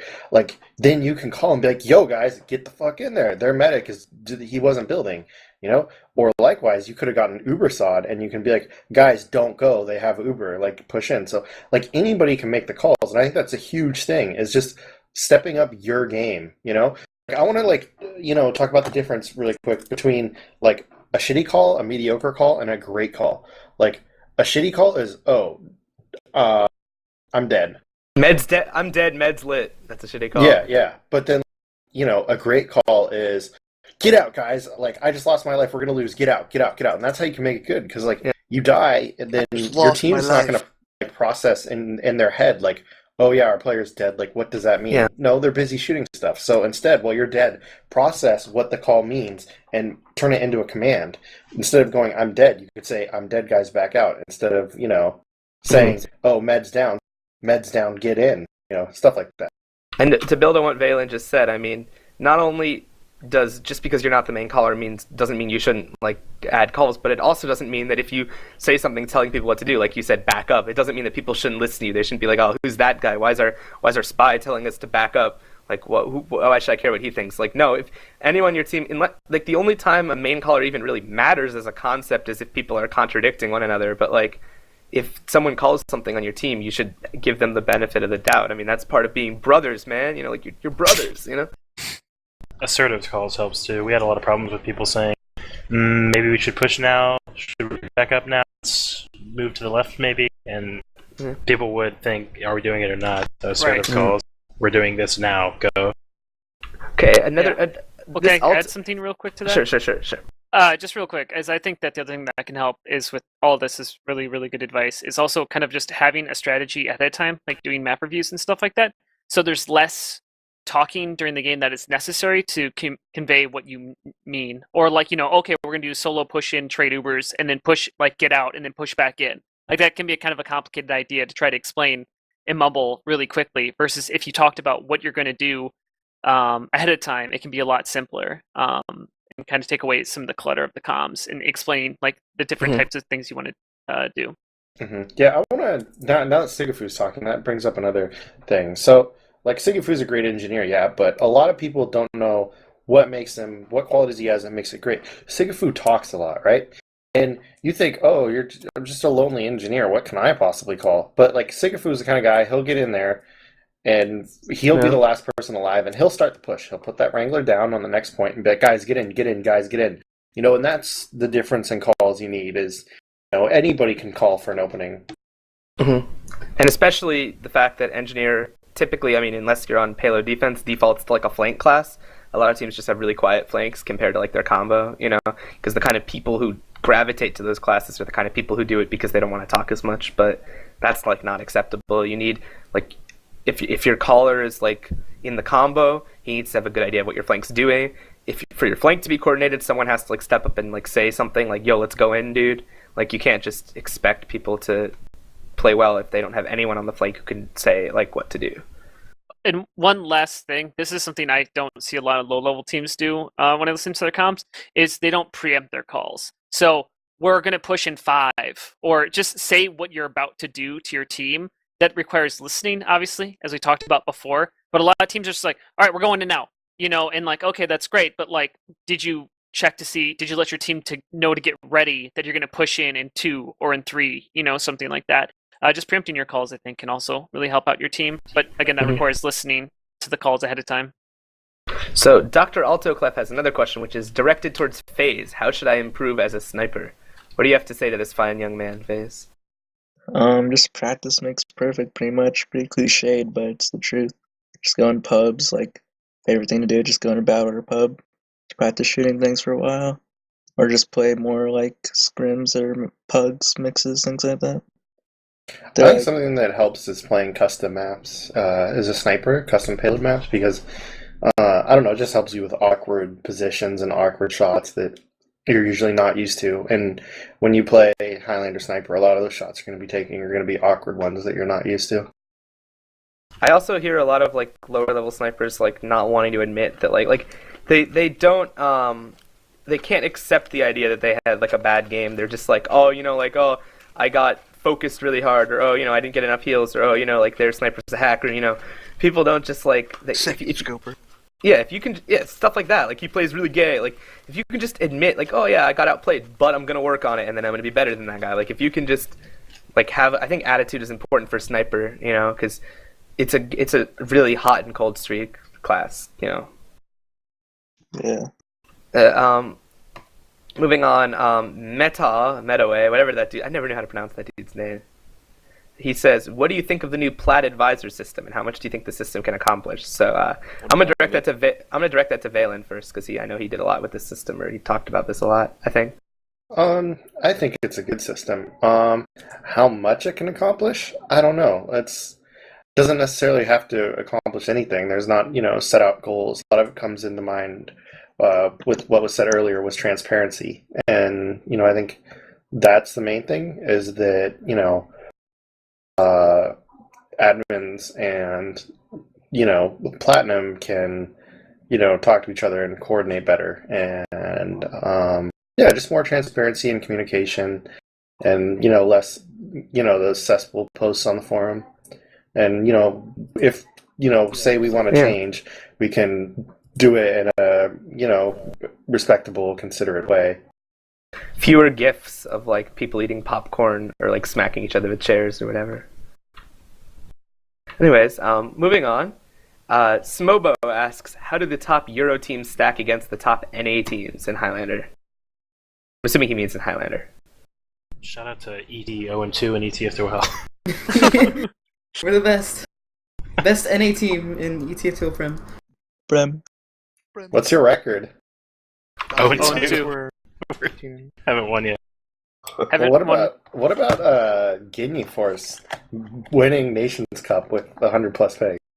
Yeah. Well, I think there's a factor, to be fair, that affects that Uniforce thing, which is that, with the exception of that one French team that was in the finals against them, like every top European Highlander team is ridiculously multinational. Like they basically have like 1 or 2 players from each country. I mean, like you could bring up any of them, but they have like a Finnish guy and then like a Danish guy and like a fucking like the team that won has an Indian guy on sniper. You know, like how are they gonna like do well in the Nations Cup? I mean, like, but at the same time, you do have to factor in the ping, and I think overall, America is still currently better at Highlander by a little bit. In my opinion. Well, there was also the last time when I played in Tip of the Hats. We had a West Coast Pug versus. It was just a West Coast Pug team against. I believe it was SNSD and on New York or something. On New York, and the pings were really even. Yeah. And they're the most even I've ever seen them, and the West Coast Pug team took that single-handedly. I probably sound like a nationalist saying that. And you guys. Did you guys do really well? Like beat them handily? Yeah, I don't think we lost the map or round. I will say SNSD has gotten a lot worse themselves. Like they're not really the yardstick. I think like. Well, this was also a year ago. Yeah, I feel like if you look at a lot of the top EU teams, they have like some teams that have that are like very like Murder Force-esque, like filled with lots of invite talent, but haven't quite clicked to be at that very top level. Then they have a lot of teams that are like probably more like my team-esque, like DRS-esque, where we're like. Not a lot of super well-known Sixes players, mostly Highlander players. So like we're getting there, and we have like good cohesion, but like not quite that level of DM. And I think they don't have a lot of like ETs or something like a team with both yet because they haven't had to. But I think they're not that far away. It's not like if you combine the Sixes, if you combine the Sixes and Highlander talent pools perfectly, like had just the right Sixes players switch to Highlander in Europe, they could be easily as good as NA. I just think at this exact moment they're not quite as good. Just casting like some EU matches like recently, it's kind of been interesting. I think that the one thing that I think the EU's, I don't think they have quite the aggression that like NA teams have. I mean, I think they're really good. I think they've come a long way since Nations Cup. They're amazing at Steel. They're really good at Steel. Like they're the best Steel teams in Europe. I'll say that right now. But it's just like I don't know. Whenever I'm casting them, like I see like a lot of opportunity for aggression out of them, and like they don't always take it. And I don't know, I guess I'm not really sure who's the best teams in EU and if I've cast them yet, but that's the biggest thing I've seen. That's kind of been the EU thing, but I think they've definitely caught up since last year. I think the best team right now is like Kill Switch or something. I think their division is really close though, like even closer than NA Plat. Like a lot of the Prem teams are super, super close to each other. Yeah. So that's always good. I think that'll make them better this season. So yeah, next question. Mambule asks, you were appointed to be the head of UGC. What's your first long-term decision? Anyone? Very first Dogfoot. You made the sound. What's your first decision? Maybe probably ban Razorback. That's what I'd do. But I main Spy. Wrangler. I'd also, I'd ban myself. Yeah. You're too good, being man. too OP. I'd probably ban Babyface Blaster. If you want to ban yourself without making it too obvious, you can just put it like a 13 or older age limit. That goes. That hurts. Yeah, no, I don't know. I would probably. I think this is going to be done anyways, but assuming it isn't, I mean, I'm 90% sure it will be. But I'd change the map pool so that the maps in playoffs are just repeats of the maps in That's regular happening season. next season, anyways.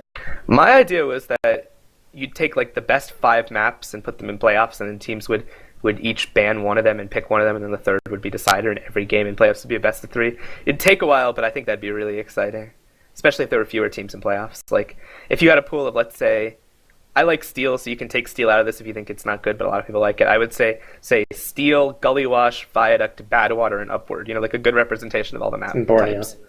Yeah, put Borneo in there too, and then you can do it that representation for custom maps. It's a good point. But yeah, no, you know what I mean. Like, and just do pick ban and then best of 3s because. I want your guys' opinion on this, but I would unban the Flog because that's not bugged anymore. And Air Blast is really strong. And if you give up Air Blast to run the Flog, I would love to see the Flog. Yeah. Pyro probably can't even get that much damage to get a Flog. Picture this, like without Air Blast. Shot. Oh, all right, guys, picture this. like the other team's pyro goes down. You have a flog pyro, and you're like hoovering through like the goalie wash doors in a second. You just fucking kill that whole team. That sounds perfectly balanced. It is perfectly balanced. It sounds. That was like great. a counter argument. That's exactly what we have to do now, unban more items, because the whitelist is way too restrictive, way too many things are banned. I mean, you have the fucking, Necronomicon thing is banned. Jingle bells. Punch, unban. God. Holiday Punch. I actually would be okay with Holiday I would Punch, love because I'm like, Yeah, if if you die to that, you deserve it. Like, he outplayed you. Like, your game's over, he's better than you forever. Yeah, I think UGC likes having a league with open weapons, with a lot of them unbanned. And I think pretty much all of us probably agree to the same thing, because we want the league to be easy for newcomers to enter also. But yeah, I would say there's some things that could be changed. Well, I think you can have your hand in both. Like, I think you can have a balance. Like, I think having almost all weapons unbanned, which is basically the way it is now, I think is like okay, but I think that to take it that to the level of like we're gonna make it really, really difficult to ban any weapon whatsoever, when if you talk to most plat players, they have like a consensus of probably about 2 or 3 more ones that could get banned. I think that's also kind of the wrong way to take it as well. It's just go, well, we're going to be open and it's for the people lower division, and that, we just want that. Like, no, let's talk about that though, Sigafoo. Like, you're saying, like, if you ask any plat player, if you talk to any plat player, maybe that's what should happen. Like let's talk about that, because that's a controversy. Should we have a system wherein, because I do think, like, I don't want to be elitist, I don't want to be condescending, but in almost any competitive game, balance is dictated from the top down, like, that's how it works. Like, there's a system that's created for, like, the professional teams. Not that any team in TF2 is really professional, but you know what I mean.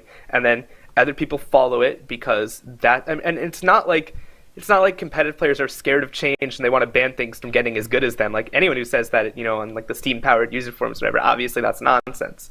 It's just that people with a lot of experience to feel like they have a hand in being able to shape the way the game is played, because they have a good idea of what is actually balanced or not, because they've had a lot of time playing. They logged in a lot of hours, and I mean, that's not to say every player in Platinum is qualified, and that's not to say every player not in Platinum is unqualified. It's just the easiest way to implement it. You can't say every player with over this many hours, or every player who passes this, like, multiple choice question test about TF2. It's a really easy way to divide it and just say, like, Platinum players decide, like, band together and decide it.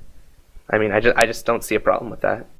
I think if I were appointed the head of UGC, one thing I think it would be interesting to try and get going and try to do would be to get sort of a LAN form, like a UGC LAN.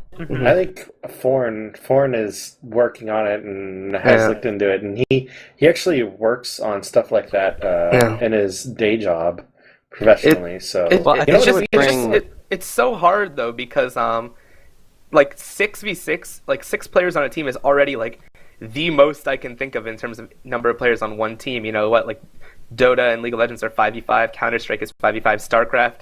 I mean, sometimes you have teams, and sometimes you have like 1v1 or 2v2 or whatever, right? And then like TF2, like 9 players, that's like almost the most I can think of. And logistically, it's just a nightmare. Like, I don't think that's a fault of UGC. I think that's just, it's such a difficulty with this game. Right, but I think that it would be great to have like a big event like that, where it would bring in a lot of new players and it would keep a lot of the old players wanting to play. That's true. Or at least it'd be kind of cool if they did like an invitational where it was pug teams formed together at the land, kind of like they did that like fights or whatever, where you bring on your team. I think that'd be interesting.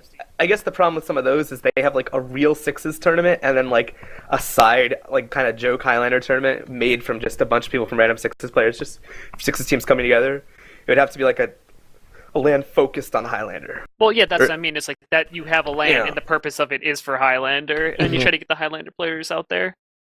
I'd be curious to see what would happen with that. Who knows? But Yeah. I think that's fair. So I think we did a good job on that question. So I'm gonna move on to some new questions. I think here's one. Neon Charmander asks, "What makes a platinum caliber player?" They're good. Yeah, pretty much. I don't know. Like you're like you can play in plat and you're good. Like you don't get shit on. Like and you're calm. You're too. smart. You're you're cool to be around. Like it's really like you can be a really smart scout, but if you're not as good at clicking on other people, and it doesn't really matter. But like on like other classes, where you can get away with being smart. I mean, that is a good point. It is true that, let's be honest, the standards for getting into Plat some classes are a lot more demanding than others. Like, you will, like, I guarantee you, on average, like, going off what Dogplay says, one of like the most cut or most like quitting because they don't think they're good enough players when like a gold team jumps Plat is their scout, because it's really hard to keep up, you know. Yeah, like the invite scout. Whereas like you're not going to see their NG be like, I can't take it anymore, man. Taking down all my buildings. Deadbolt did it. From silver to plat as scout, or gold to plat. No, he went from Red Orchestra 2 to gold to plat. You know, he had that fucking silver LAN demo experience. to scout. Yeah, he went silver demo to plat scout. That's true, but he's magic, you know. He's one of the golden twins. I mean, here's another one from the same guy, Neon Charmander. He wants to know, what do you think UGC will look like in 4 seasons? I don't know what's so special about the number 4, but let's pretend in our mind that it's 4 seasons from now. I guess that'd be like spring league? next summer, I think. Next summer, yeah. Pretending it's a real season and not a summer season, so around that time. I don't think there'll be as many teams. Tier 3. I think want honestly, UGC lands by then. That's what I want.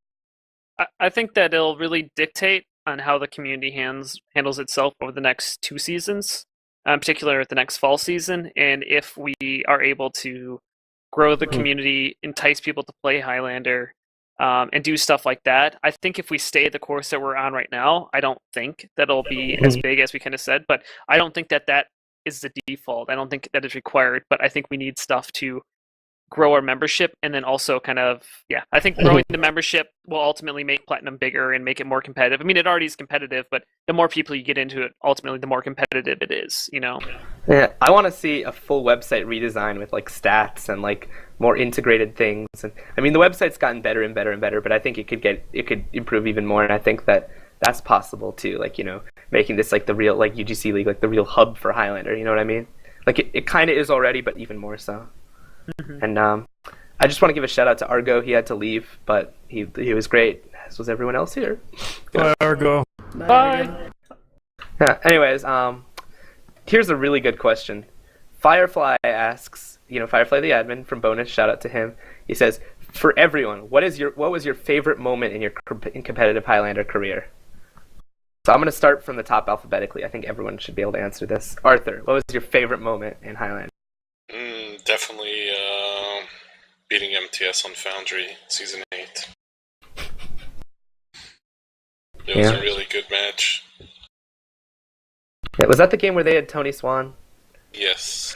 I remember that he even though they lost, he like massively top fragged, and the casters like missed everything that he did, and then Squid killed him like once in a 1v1, and they're like, Tony Swan's getting outplayed. It was really, really funny because Tony Swan was a monster. Rest in peace. But Ash, what about you? Probably just winning last season. That's fun. Dog Floaties, your best moment in Highlander? I mean, there are a couple. It always feels good to like out DM a scout like with a revolver, like 1-on-1, both are full health.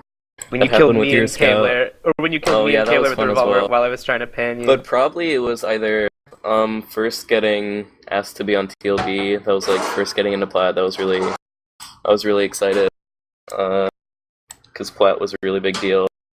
But that team wasn't very good, so probably either that or getting to spy on PsyOps, which is like the first actual good team I've been on. It was pretty nice. Johnny, I feel like you might have the same answer as me. Yeah, winning that invitational. Yeah. It was so good. Just things clicked that day, you know? We have not played that well before or since. It was just a great day for us. Yeah. I was very happy. And FaZe, what was your best moment in Highlander? Probably beating Ginyu on Upward in the playoffs last season, or the GC match this season. The comeback. Yeah. Remedy, best moment in Highlander ever? Making a team with my best buds on Death Force 9 and losing like men. Quitting Highlander because you're so scared of me. Like two rounds, avoiding Highlander like men. Yeah. Satan, best moment in Highlander? Well, I'm gonna say beating Jen. No. I'm gonna say that My best experience in Highlander was the first season that BFL ever played. It was just, everything was new, everything was fun. It was really different. You could kind of just run out and do stupid things because there weren't even any divisions then, and it was just a lot of fun and just meet a lot of new people and the whole thing. Was that season 3? I don't even remember. Gun runners and all that. Yeah. BRBU, all the old school team. Sigafoo, best moment ever. I'm gonna cheat because I'm gonna say 2. I'll be quick about them. Is the winning against Germany on Gully Wash in the Nations Cup. When our entire team got wiped at mid, basically except for me and someone else, and we were able to fend off that last point, and yeah, that almost sent us out of the tournament. That was really awesome. Arthur and the Mini and me defending that point. That's crazy. Anyways, and then also I think last season against Guinea Force, despite it being a loss on Viaduct, I think kind of being put into the circumstances of having the other team deny you a ringer and kind of have them kind of push against you despite it's not being your fault. I think that was a really good comeback that we put it to a 4-3 or 3-4 when no one even had us coming close to that. Shouts to Axiomatic. Anyways, that was a good game despite having to pull a mediocre lineup out of our ass, players playing classes they hadn't played before. I was happy with how we did that game. Yeah. Despite the fact that I played horribly individually that game, but anyway, yeah, no. What about your never dying century, Sigafoo? My play against the French. Well, that was really great too because just because I think that was just that the whole Nations Cup was my first time kind of bringing Rescue Ranger into the fold of experimenting and kind of being. I never really saw many people playing with Rescue Ranger, so it's like the first time kind of trying something different rather than just doing exactly what other people do. And that was a really great experience in doing that. Yeah, that was a lot of fun. But we ended up losing 3 minutes later that round. So it was a nice hold, but we didn't crush them that round. So Vhalin, best moment in Highlander? I'm assuming when something with the Syndicate. Yeah, something with the Syndicate when we played Tangerine in the semifinals and they ran 9 snipers against us on Badwater. Didn't one of them snipe Soup through the door? Yeah. That was awesome because he taunted and so his head went through the door. Other than that, I really enjoyed my first time playing Highlander, and everybody was like, "Why do you use a black box? It's not good." I would just kept using it, and everybody just thought it was the most amazing thing ever, which can be perfectly summed up in one clip that I'll post on the stream. So he's all queued up. Yeah, we're taking a look at this.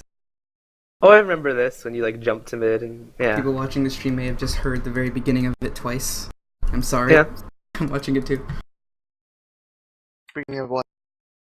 So let's see.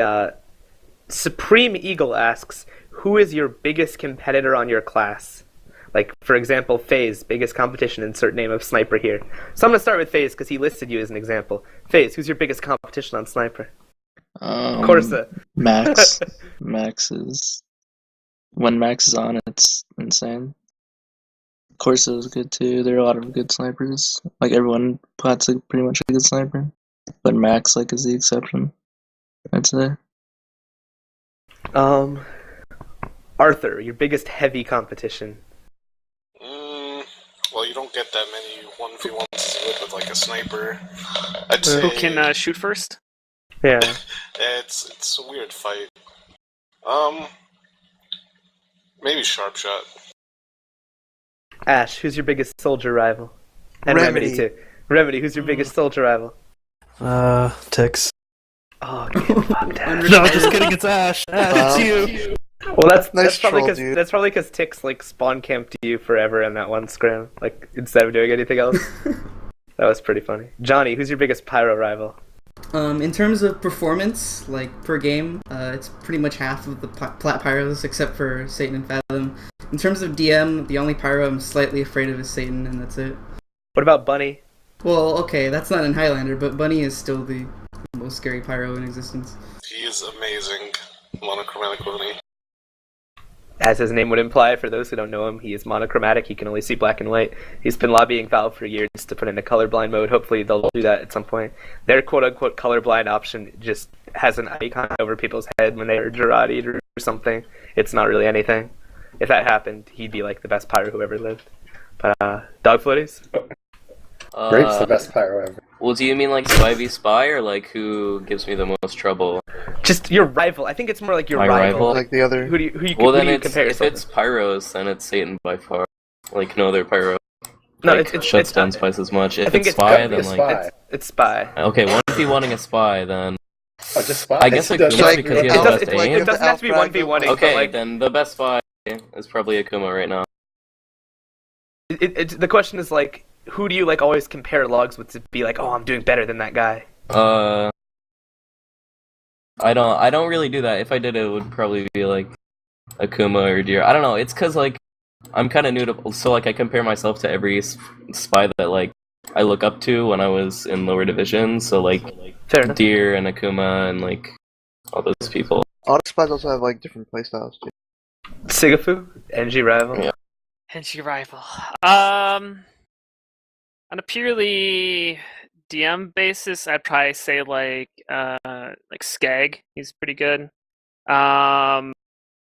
And I don't know, like it's kind of hard because I don't really notice engineers as much. Like comparing logs and stuff like that is kind of weird. So I think like all the engineers are really like in Plat right now. Like I think all of them are pretty much around the same level, all really good. So I kind of just watch them all, I guess. Vhalin? I don't know. I'd probably say Evil because he beat me in a match. I don't know who I would say for demo. Maybe Ruin, because you can't really be a rival at 38 because I don't think he like talks or like feels emotions. So like he just like I don't care if he does better than me saying because he's he's a like a robot, basically. Like yeah, like I guess it would have to be Ruin. I mean, he's the one who puts the most emotion into. Like he's the only person who gets flustered when he doesn't do well, like I do. So I guess it would have to be Ruin. Moving on, Supreme Eagle's other question is, Wait. who is We the missed most... Satan on the question there. Oh, dude, Satan. I'm sorry, bro. I'm sorry, Zachary. Who's your pyro rival? The people playing Plat. I think Johnny's the scariest with a shotgun, so I'm gonna go with that. Oh, But isn't your all-time rival Too Much Potatoes? Huh? Your all-time rival? too much Too much potato. The magic Potatoes? potato. TMP? No, TMP's a friend. Oh, I'm not Yeah, your friend. but rival? Johnny's a friend too, but TMP's not playing in. He's not playing in Plat right now, right? No, he's not. nah. Supreme Eagle asks also, who is the most annoying player to play against? Like any player. I would like to, before anyone answers this, I would like to disqualify snipers because they're all the most annoying players to play against. Akuma. I would- Spy that stabs me. I would agree with Akuma. I think it has to be Akuma. Ash is pretty good at that too as of late. His timing's really annoying. Also, for me, I would definitely say Decimate when he runs the Babyface's blaster. He's fucking unreal with that, and it's impossible to hit him. Anyone else who's annoying to play against? Dog Floaties, you probably have a good pyro answer. Yeah, there are a lot of good pyros in Plat. It's difficult, but Satan is the best against spies. I feel like I've said that so many times. I had to say that. I had to talk about him so much during the spy round table, and now he's good. Anyone else who gives you the most trouble? Heavies. They ruin all my plans. Oh, Arthur always turns around. Yeah. He's probably outside of her the person who's most annoying to I play don't like against. getting stabbed. If Heavy were like a more like annoying class to play, I mean, I guess it's kind of annoying to play against for some classes, but yeah, I'd say Arthur most of all Heavies because he's the most aware of his surroundings and the most on top of his He game. will not forget always. you if you're out of his view. He'll know you're there. Yeah. And he has the best sandwich tosses. Underrated asset. Okay, let's see. We're running pretty low on questions. Just a couple. Well, Go ahead, wait, I sorry. didn't say my most annoying player, Tix and Johnny. Oh. Yeah, Big Johnny. Johnny appearing in Africa and Tix staying in Africa forever, never leaving Africa. So, Corsa asks, who is going to win the cash prize? Does he mean like list the top 3? Who will finish top 3? I guess let's do that. 3 people Let's do at the top 3. Okay. Let's do top 3. Let's start with first. Who do we think is going to get first place? Either ET or GC. I think it depends on maps, to be honest. Yeah, that's probably true. I think ET will win on a Koth map no matter what. I think GC would probably beat them on most payload maps. I think 5CP could go either way. That's my opinion. Would you guys agree with that general roundup? It's pretty accurate. No, we're gonna fuck them no matter what map we play. So who's getting third? Who's getting third? I guess that's the real question. You guys are, Mustard. I hope so. I want to, but I'm gonna get. We're gonna get first. Who's gonna get third? Oh yeah, Arthur always gets third place. It's tradition. Except on Ginyu where he got fourth. Just saying. The one time Ginyu Force got first, they had TM4 playing heavy. So technically TM4 is a more winning plat heavy than you are, Arthur. It's true. Anyways, I couldn't get it done that season. I don't know. I think our team is the most hot and cold of all the teams. I think people could agree with that. We have the most inconsistent play. Depends on which DRS shows up. Hope it's the good one. But finally, just a couple more questions by Crazy B, and then we'll be done with all the non-Twitch chat questions. First, he asks, is winning games based merely on aggression and momentum because of the huge DM factor? I mean, not completely. I don't think it's a huge DM factor. Yeah, I wouldn't a lot call of it the a teams, huge DM factor in Highlander. Yeah, like especially like there's not usually that big of a skill gap in DM. Or there would be in like a 1v1 class, but like overall, it's usually evened out against like the top teams. Mm-hmm.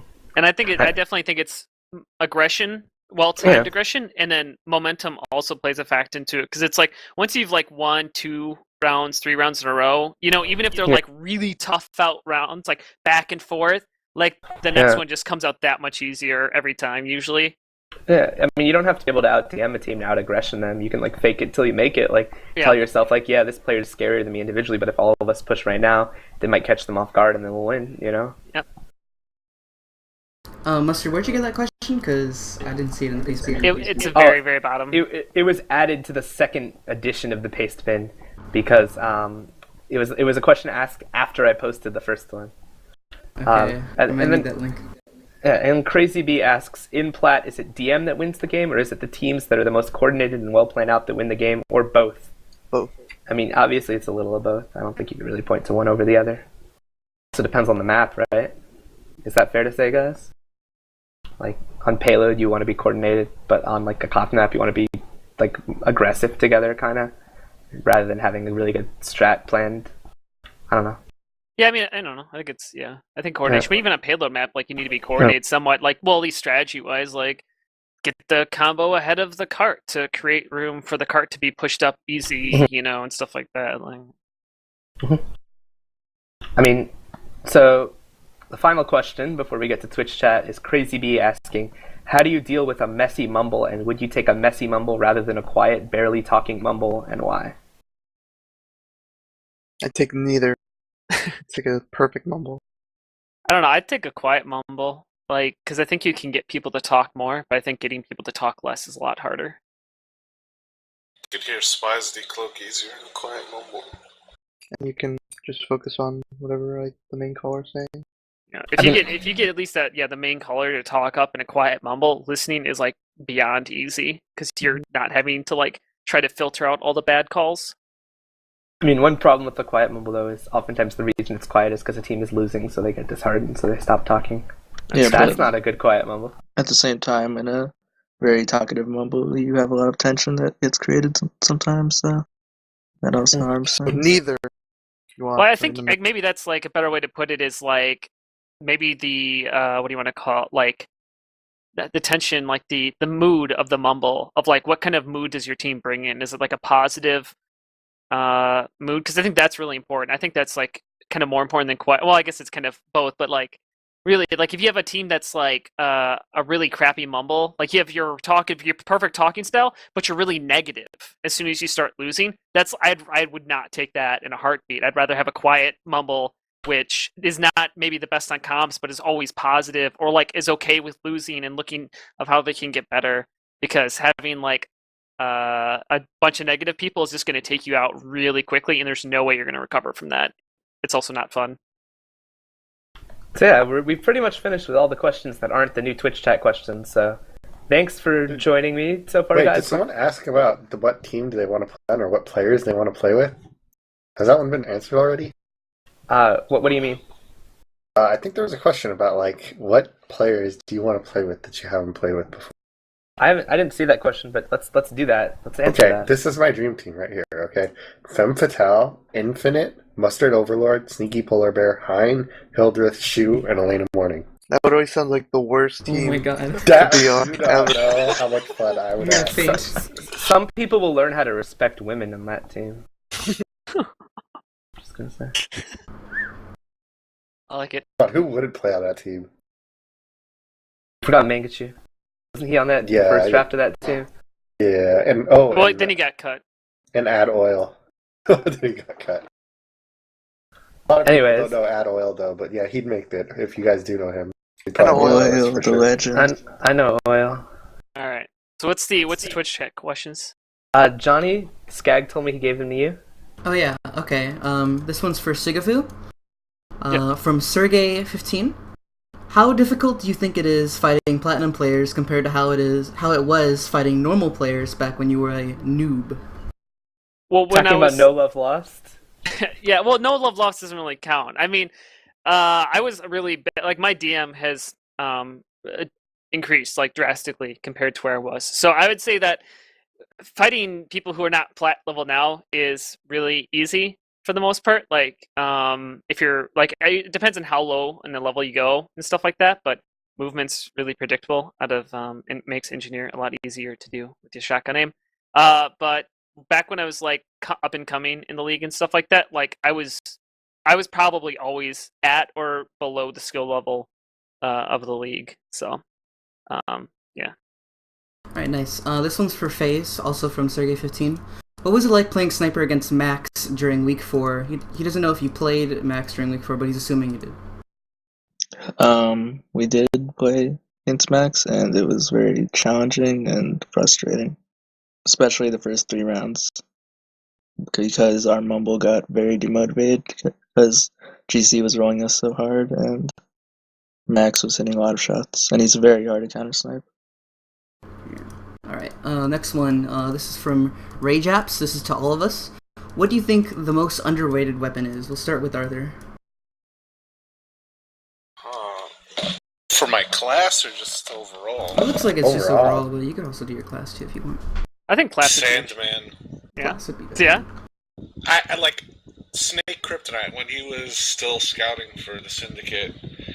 He would always hit me with that thing. It's very annoying as a heavy. Like, you're useless, and you just get focused down and killed. And you're the easiest class to get hit by, the Sandman. Definitely the Sandman. Nice. Ash? Bomb. Because you can just get away, and you can get behind. Very nice. It's pretty... Dark Floaties?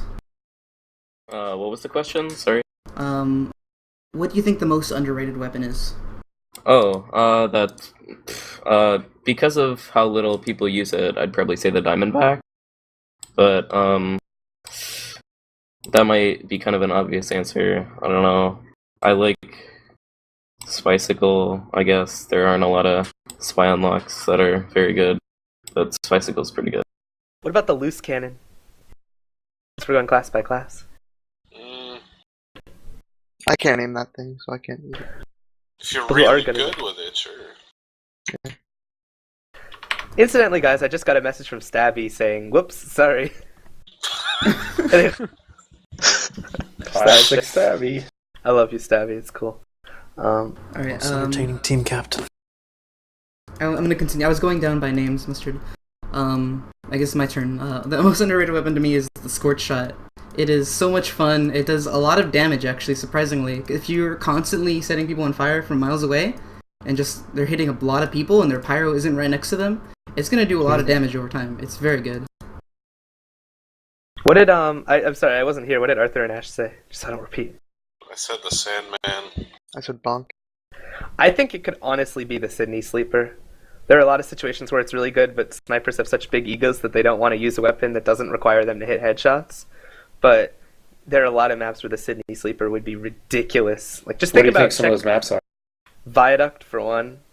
Just think about check 6 on Viaduct, man. I mean, like, if your team has good coordination, like, how are they going to repush the point if they constantly keep getting Geradi'd? Like, I don't know. I think. Why don't you just kill them with headshots? Because it's a lot easier to quickly body shot 5 people in a row than every single time quickly headshot 5 people in a row. How long do you have to charge? Wait 1 second. That's it? Like, yeah, it has much faster charge than normal. I just think, like, I saw Marissa run it once on one season on Viaduct. She did really well with it. It was insane. I think I'm not saying it's better, but I'm saying it's like the only weapon I can think of that's like never used when it's very viable. Like, I've seen almost every other weapon used at least once or twice. Fates, what's your choice for underrated unlock? Um, What do you think about the Sydney Sleeper idea? Do you not agree? I don't know. I talked to Max about like playing snipers who use it. I think he was talking about when Marissa used it, and he said it was easier if you like could counter the sniper well. So if you were a good counter sniper, it made it less effective. So I don't know. I think I just stick with the normal rifle. I'm not really a big fan of that, but maybe it'd be something worth trying. What are your thoughts on the heat maker? It looks pretty fun. I haven't actually used it. Actually, I think I used it in a match versus no Wonderful. heat maker. Hmm? No, you can't run the heat maker. Yeah, that would be scary. Just scope in all day. You're thinking about the Oolong heater, Vhalin? Yeah, not the Hulong heater. Not the heavy fire gun. Why would I bring up that weapon? I don't know. It's retarded. I think Jake uses it in like Pugnaut these days. Chimpfeet used to use it on Steel, just for the spies to have another thing to have to worry about when they went for combo picks, and it worked pretty well. Did you just have to like sit on a dispenser? Well, it's not like just to protect himself, it's just for another thing to worry about when he walked through chokes, because Chimp would position himself at chokes and just rev it up constantly when there was a dispenser next to him. But, yeah, go on. Alright, I guess it's Satan's turn. Underrated weapon. I didn't get a turn. Oh, oops. Remedy. Mad Milk. Mad Milk for sure. That is an amazing item. Decimate uses it a lot. It's really good. I think it should be used a lot more. Decimate uses it for like single picks. I think it should be used like whenever another team's pushing it to a pure point. Just throw it on Not heavy enough too. scouts run the Mad Milk. Especially at like Viaduct mid. Here's what I've noticed. Like some teams do it. One scout will like throw Mad Milk on the one side of the point, the other, like, the pyro will just spray flames, and it's so hard to cross mid when the scout Mad Milks. It's very annoying. And especially when the spy's running DR, like, you can just, whenever he feigns, just throw it. It's just so dumb. I hate it. Also, for scout unlocks, what about the atomizer? Like, not every scout uses it, and I don't understand why there are scouts who don't use it. So I don't understand why not every single scout uses it. Sometimes because it's they have to ridiculous. build. It's just ridiculous. But if they're not like have to build, they'll use atomizer. That's what Deadbolt does always. Yeah. It's just like the best. Shrucker uses Boston Basher so he can build Uber, because Zendust always wants Ubers to be built constantly. Because Shrugger build, you know? Like, it's a classic. Ha! Heh. Satan? Yeah, I was gonna say Mad Milk and Gerati. I know Gerati's not really underrated. It's just that snipers want to stay alive a lot of the time. But a lot of times when you're playing and a Gerati or Mad Milk just nails the core of your team, you just back out because you pretty much lost that one.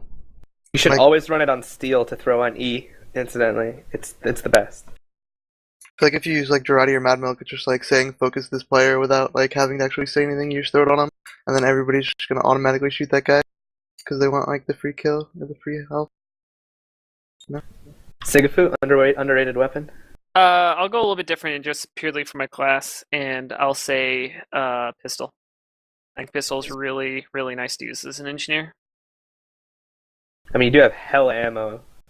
You get crazy ammo, and it's use it on like there's certain maps you use it on, but the idea is that I usually use it with my mini sentry because when Wrangler really isn't viable, it allows me to spam onto points or across or long distances and do the same amount of damage with my Wrangler. And if you hit your shots, it's just another way just to spam people crossing point, and usually those are people with low HP, so it just helps your team kill them faster along with your mini.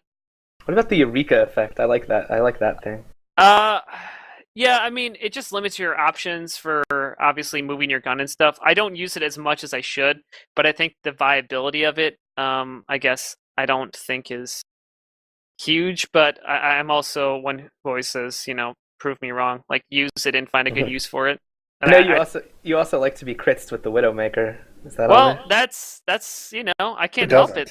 That's hey, you started it with last year when everybody died, and you gave it to me, and I got like 2K with it or whatever. So yeah, hell, if you're gonna give me, I keep asking for just give me the chance, give me the Uber, give me the crits. I'll let's revolutionize the game. Give it to the NG. Vhalin, most underrated weapon. Short circuit. Is that banned? It's banned. It's banned. Oh, okay. It's very banned. Please. Okay, then I'm just gonna say bonk. I can dig that. That's what I said. Shrugger was using it really well when we scrimmed Murder Force the other day. Yeah, fuck you, FaZe. Yeah, Oh FaZe, my fuck god, you. that was rough. It's a rough game. Yeah, so I guess we can move on to the next one. Hit it up, John. Sure. This is from Luxor TF2. It is, how do you know when you are ready to enter a higher division in Highlander? You place at the top, I guess, if it's a team thing. I don't know. Yeah, I think that's kind of hard because on a skill level basis, I think you can potentially excel your team of being ready to go up maybe before your team is, or you can be mid-tier team and maybe you're ready to move up. I think it's once is if you've been playing people better than you is usually if you're playing people at the same level, it can be kind of hard to know.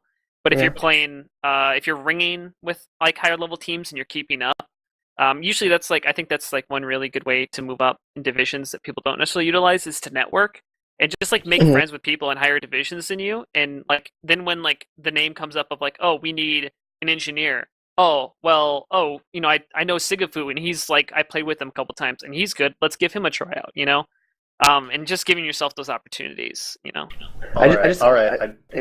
want to cut in and say a lot of our players are messaging me saying that this is getting a little late, so I do want to finish answering as many questions as possible, but we're probably going to be losing a couple people here, as is natural because of scrims, and those of us who don't scrim until 9 or 9:30 can finish answering just a couple more questions, but thank you for everyone who joined us who has to leave soon. Speak up. Ready to get fucked, Satan and FaZe. Wow, is this everyone but me and Johnny? Are we the only ones left? Yeah, I gotta go. Oh my god. Yeah, so do I. Maybe I should just distill this down into the last 2 or 3 questions and just finish it off. Okay. Lightning Yeah, session. 3 minutes. Okay. Let's see. Who is the worst player on each class? Pluxo asks. Oh god. Like in the div? I guess in the div. Who's the worst plat player on every class? This is a really trash talky question. Yeah, People want to know. I don't know if you need to trash talk people. Who is the worst player in Highlander on all classes? Who is the worst player in Highlander on all classes? Like starting. Yeah. In plat, I don't know. Yeah. Okay. I don't think we should. Fox, I don't think we should answer this. Okay.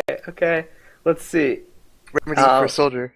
Okay, Ash. Look at this. Look at the stats. I Don't say. outdamaged you when I had 300 ping. That's what I did to you, but you always okay. What? Oh, here's a good question. Hydrofluoric wants to know, what player do you wish returned to Highlander at their best? I'm gonna say Blazon Soldier in Platinum. I want to see that. I've seen him before. He's ridiculous. I'll put that in there. Ruin on Scout. Ruin on Scout was a monster as well. Like Wood or Jake on Sniper. And here's a good question. Who's the best strategist in Platinum Highlander? I like Cousin. Oh well, that's really. How are we supposed to know? We don't play with each other. Yeah, I don't know. It's hard to say. Yeah. Mustard. Me. It's me. I'm telling you. I gotta deal with these idiots on my team. Johnny I'm the one and who whatnot. wrote up the documents, Mustard. Wrote up the documents. You're the one who traded us all the guitar taunts. This is true. So, It's I a mean, morale thing, man. I got the team morale. It's gonna rally the team. I think there are a couple more questions, but I think we're running a little on time. We've gone for 2.5 hours. 2.5 hours. I mean, you got to appreciate that, guys. And thank you for tuning in too. It's not just on our behalf. You have to put in as much effort in listening as we do in talking, presumably, unless you're asleep. So, thank you for joining us. Thanks to everyone who joined me: Ash, Dogfooties, Johnny, FaZe, Remedy, Satan, Sigafoo, Vhalin, Arthur, and Argo. And shout out to Stabby, even though he couldn't make it because I mentioned his name first to Enigma, and that's probably why I got to use the TFTV stream. You know, everyone wants a piece of the Stabby. So, shouts to everyone for joining us. See you in the future. Keep following, keep supporting. Tune into XTV or TFTV whenever they stream. That does so much for the community. If you just throw in your stream viewership, that's a lot. So, thanks for joining us, guys. You're Johnny? welcome. Peace. Hey, I'll take any chance to feel important. Shout out to Muro and Saffrix and Gabby. Shout out you to guys. Davey C. Any more shoutouts before I deafen myself here? Davey C. Shout out to Hard Ass Johnny. And E.T. Yeah, hard ass Johnny. Shout out to Stabby, my lord and savior. Shout out to Remedy. Shout out to Ash. Thanks, dude. Shout out to It's me Ash. snapping my fingers at Shout you, out Ash. to Mustard for organizing this. I thought no one would ever thank me. Ash, do you want to shout me out? Did you wanna shout organize me out, this? Ash? Shout out to Corsa. Shout What out to about the me? You UGC wanna show me? admins. Great job, you guys. Yeah. Yeah, UGC. Shout out to 20B Great, Corsa. awesome league. Shout out to Cat Sinkies. Heh. Am I right? Wow. Am I right? Anyone? Excuse me? That's his name, right? Cat Sinkies. Yeah. Alright, stream time. See you guys later. Okay, bye. Everyone have fun tonight, you hear? Alright? I'm gonna be in your dreams later.